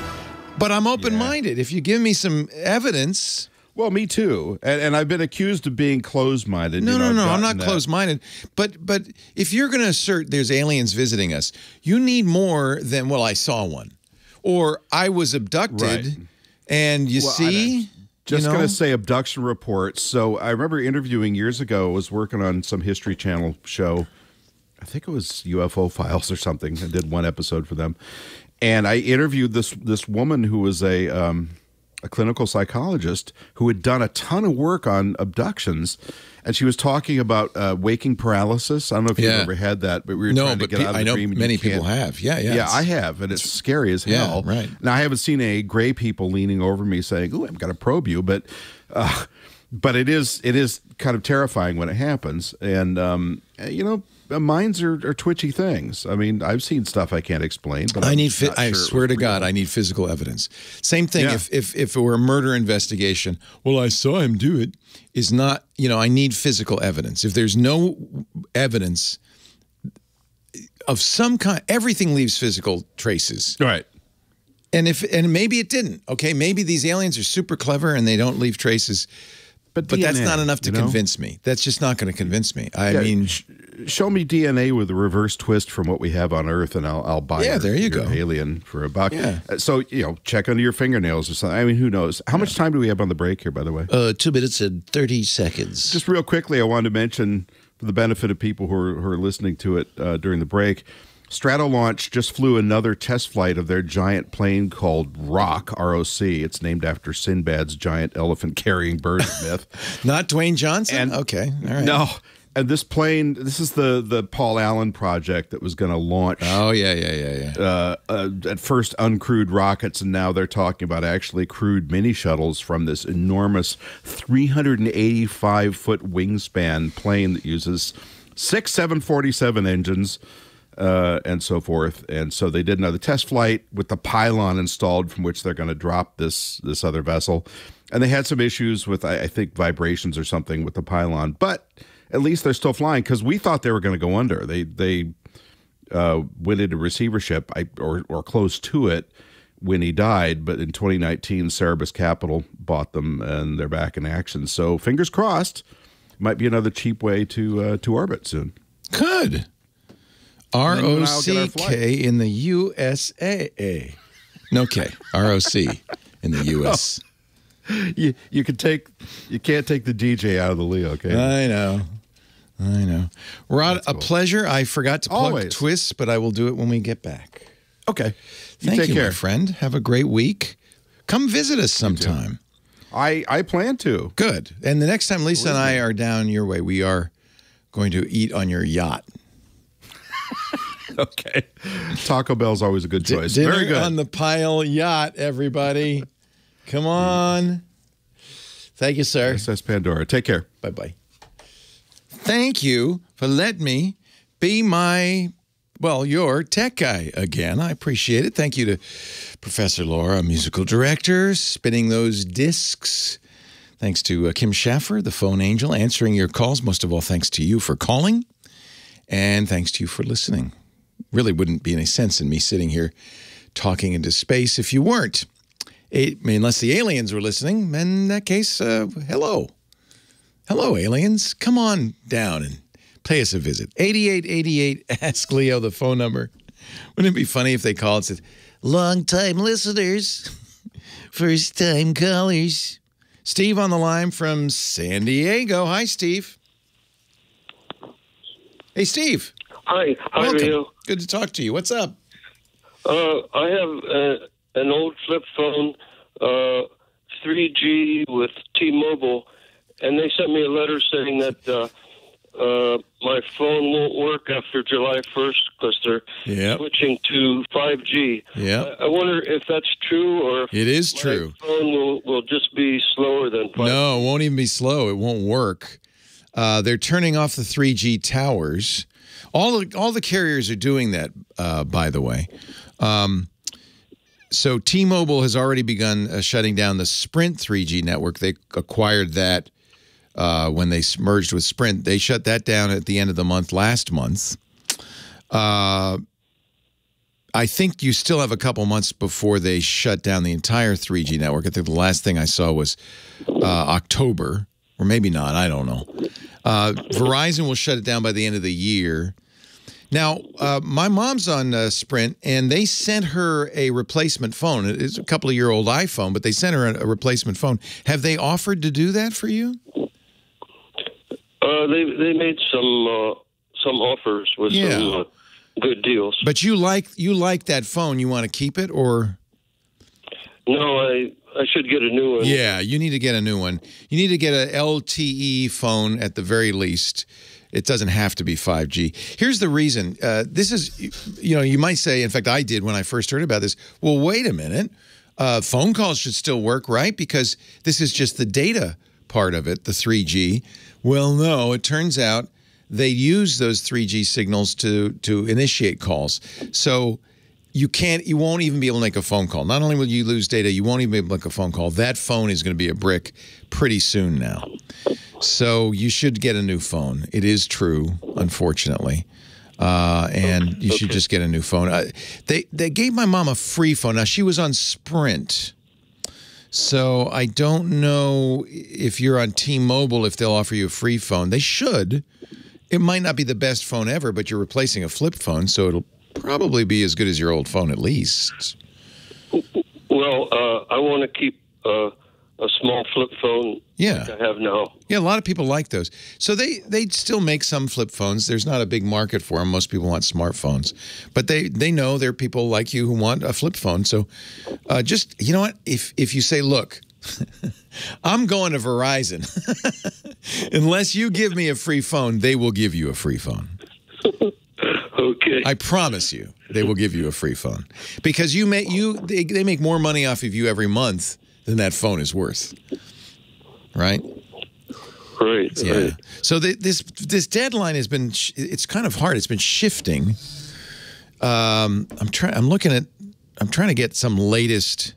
So the shutdown date was March 31st. Then it was May 31st. But I think they might even let that slip a little bit. So it's confusing. And that's just T-Mobile. AT&T and Verizon are also going to do it. Verizon is going to shut down its 3G network at the end of this year, December 31st. Happy New Year. AT&T's 3G network is completely off. It shut down in February. So it's gone completely. So anybody who's on AT&T and had a 3G phone, you already know because your phone stopped working. If you're on Verizon, you have a few more months. In every case, I believe, those phone companies to keep you, because they make, again, they're going to give you a phone that costs them $10 to keep you paying your $50, $60, $70 a month. It's worth it for them. So they will give you a phone. It may not be the latest, greatest phone. It may not even be a smartphone, but if you don't care, and you probably don't because you still have a phone that's, well, it must be at least 5 or 6 years old, right, if it's a 3G phone. Don't worry, Steve. Just hold their feet to the fire. Say, I want a free phone. Old chef guy on the line. Hey, Richard. Captain, how are you? Good to see you. How's the internet flying? It's flying. I'm trying to bring it in to a safe landing, but it's fighting me every step of the way. What's up? Wow. My question today is, I have an old pair of the wireless Google earbuds. Oh, yeah. But the wire on them. Yeah. That was the first generation. It isn't I don't think it's a, I don't know. Actually, is it a wire? It looks like a string. It's a string, but it keeps the one from falling out of your ear. Yeah, at least has that benefit. And I can't remember. They might have put a wire in it. So they've replaced that with ones without any connection. But they've had trouble getting them to work. Because the way the earbuds pair is they fire electrical signals through your brain. Now that the little UFO medicine, I'll be fine. I have had so many problems with Google's Buds that they're on their 3rd generation now. I stopped buying them. Do you want a pair of earbuds? I want a pair. What I like about the Google Buds is the little hoopy rubber thing that just tucks into my ear. Yeah. I like to jam something in my ear. You don't want anything that goes over your ear, and you don't want a wire behind you?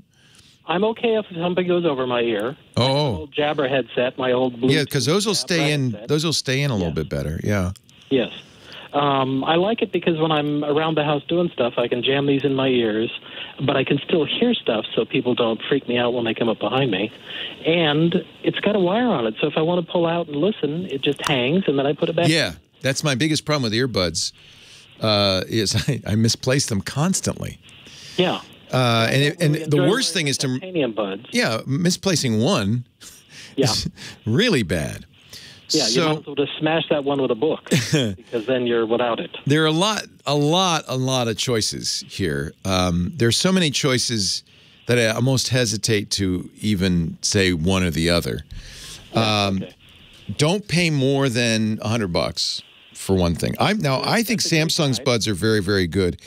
Okay. But they're more expensive if you buy them, but you almost always get them free if you order a Samsung phone. Now the ones my wife loves, and you might like them, I'm not sure, are the Aftershocks.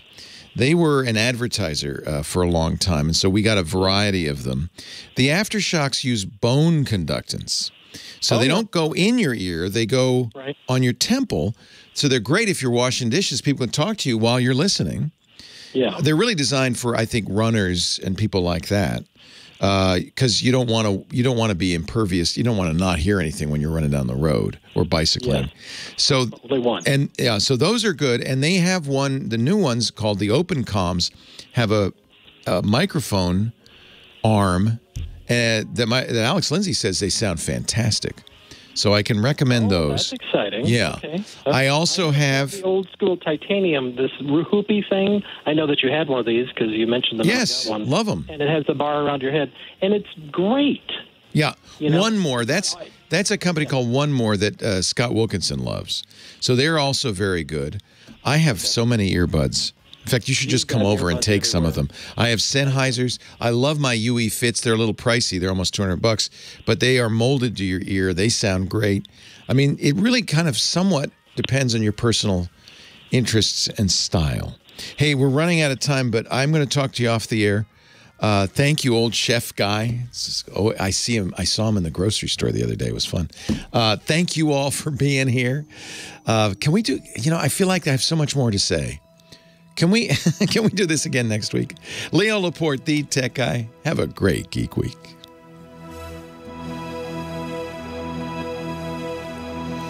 Yeah, the Aftershocks are really a nice choice for people who want to do stuff. They're really the most comfortable for conferencing. But do you want to listen to high-quality music? No. When I want to do that, I put on cans. Yes. Okay, good. I'm with you. No Bluetooth will ever sound as good as a wired headphone. No. I'm the guy that hauled around Klipsch La Scala speakers for 20 years. Yeah, there you go. All right, so you're an audiophile. So good. Yeah. So these Aftershocks are good. They're not great for music. For spoken word, they're wonderful. They're very comfortable. If you do a lot of phone calls, I'd get the one with the boom, but you don't need those.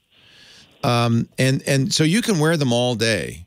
Is it for phone calls or for spoken word? What is it you're going to use them? No, it's mostly for listening. Yeah. No, even now I'm talking to you with a boom. I'm talking to you from a mock landline with a little boom. Yeah. I'm a guy like you that likes speaking into a microphone. Perfect. Look at the OpenCom. They're a little pricey. They're $160. For $80, you can just get the thumbs up. Pardon me? Alex says the noise cancellation is excellent on it. Okay. Cool. So that sounds like a pretty good thing. Just remember, it's not high fidelity with the bone conduction. It's and it might take a little getting used to. Lisa listens to them all the time, and I like it because I can talk to her while she's listening to her books. Right. So it's really good for that reason. Yeah. Okay. Excellent. Okay. Thank you. Thank you, Richard. I have a Petaluma question for you. I just saw a review by, oh man, I'm at that age where the names are just so slippery. The woman who does the Channel 9 food shows. Yeah. She's local. She did a review with a sushi bar in Petaluma. Kinka Sushi. Oh, I don't know that one. The two that I know a few. Hana used to be the best up in Rohnert Park. Right. He just died. So I don't, but that was I know, that was the best sushi in the area. Yeah. Dependent. I don't think there's anything as good as Hana here. We go to a couple of different ones. I haven't tried the Saki 101, which is right there on the boulevard. Some people love that. Gosh, I don't know what my favorite... I don't think there's a great sushi bar in town, to be honest. We go to the one that's nearby, that's across the street from this studio, over in that shopping mall over there. I can't remember their name. But, and they're pretty good. Let me look. Petaluma Sushi. She called it Kinkas? Maybe it's new. No. It's called something with a G. I was going to be... Petaluma Sushi? No. I just go there for the hat. It's, oh, golly. Not Kabuki. I don't like them very much. Gohan. Gohan. Oh, okay. They're pretty good. I kind of like them. Okay. Kinka sushi. That must be new. It's newish. Yeah. But it looked really good, and the food that he was producing looked really good. It's on McDowell Boulevard. Wow. Yeah. What a weird location. You never know, though. I mean, it could be this sushi master. The best sushi in the world's in the subway, in the Shibuya subway. So you never know. All right, I'm going to go try Kinka. Okay, yeah. They showed him pulling out a bluefin and, filleting it out. Oh, he knows what he's doing. A player. That's who you want. Yeah. Is he Japanese? Yes. Okay. Is there any other kind of sushi? Yes. Come on. Sorry. Are we off air? Can I say that? Yeah, no, Kabuki, yes. The Kabuki has some very good chefs, but they're not Japanese. So it's on Lakeville between Freitas. I'm going to have to go over there. Lisa is not a sushi fan, so I might have to meet you there, Richard, because happy to meet you there. I am happy to eat my because I love sushi. Whenever I visit my daughter, I always go to sushi with her because she's always saying, we got to have sushi. I said, all right. I love sushi, but Lisa's not a huge sushi fan. Oh, and you're still married to her. I know. It's constant point of. I really hope we're off air. No, we're on the podcast. We're not off air. All right. Richard, it's a pleasure. I will see you soon, I hope, at Trader Joe's. All right. Take care. Okay. Bye-bye. Well, that's it for the Tech Guy Show for today. Thank you so much for being here. And don't forget, TWIT, T-W-I-T. It stands for This Week in Tech, and you'll find it at twit.tv, including the podcasts for this show. We talk about Windows on Windows Weekly, Macintosh on Mac Break Weekly, iPads, iPhones, Apple Watches on iOS Today, security on Security Now. I can go on and on and on. And, of course, the big show every Sunday afternoon, This Week in Tech. You'll find it all at twit.tv. And I'll be back next week with another great Tech Guys show. Thanks for joining me. We'll see you next time.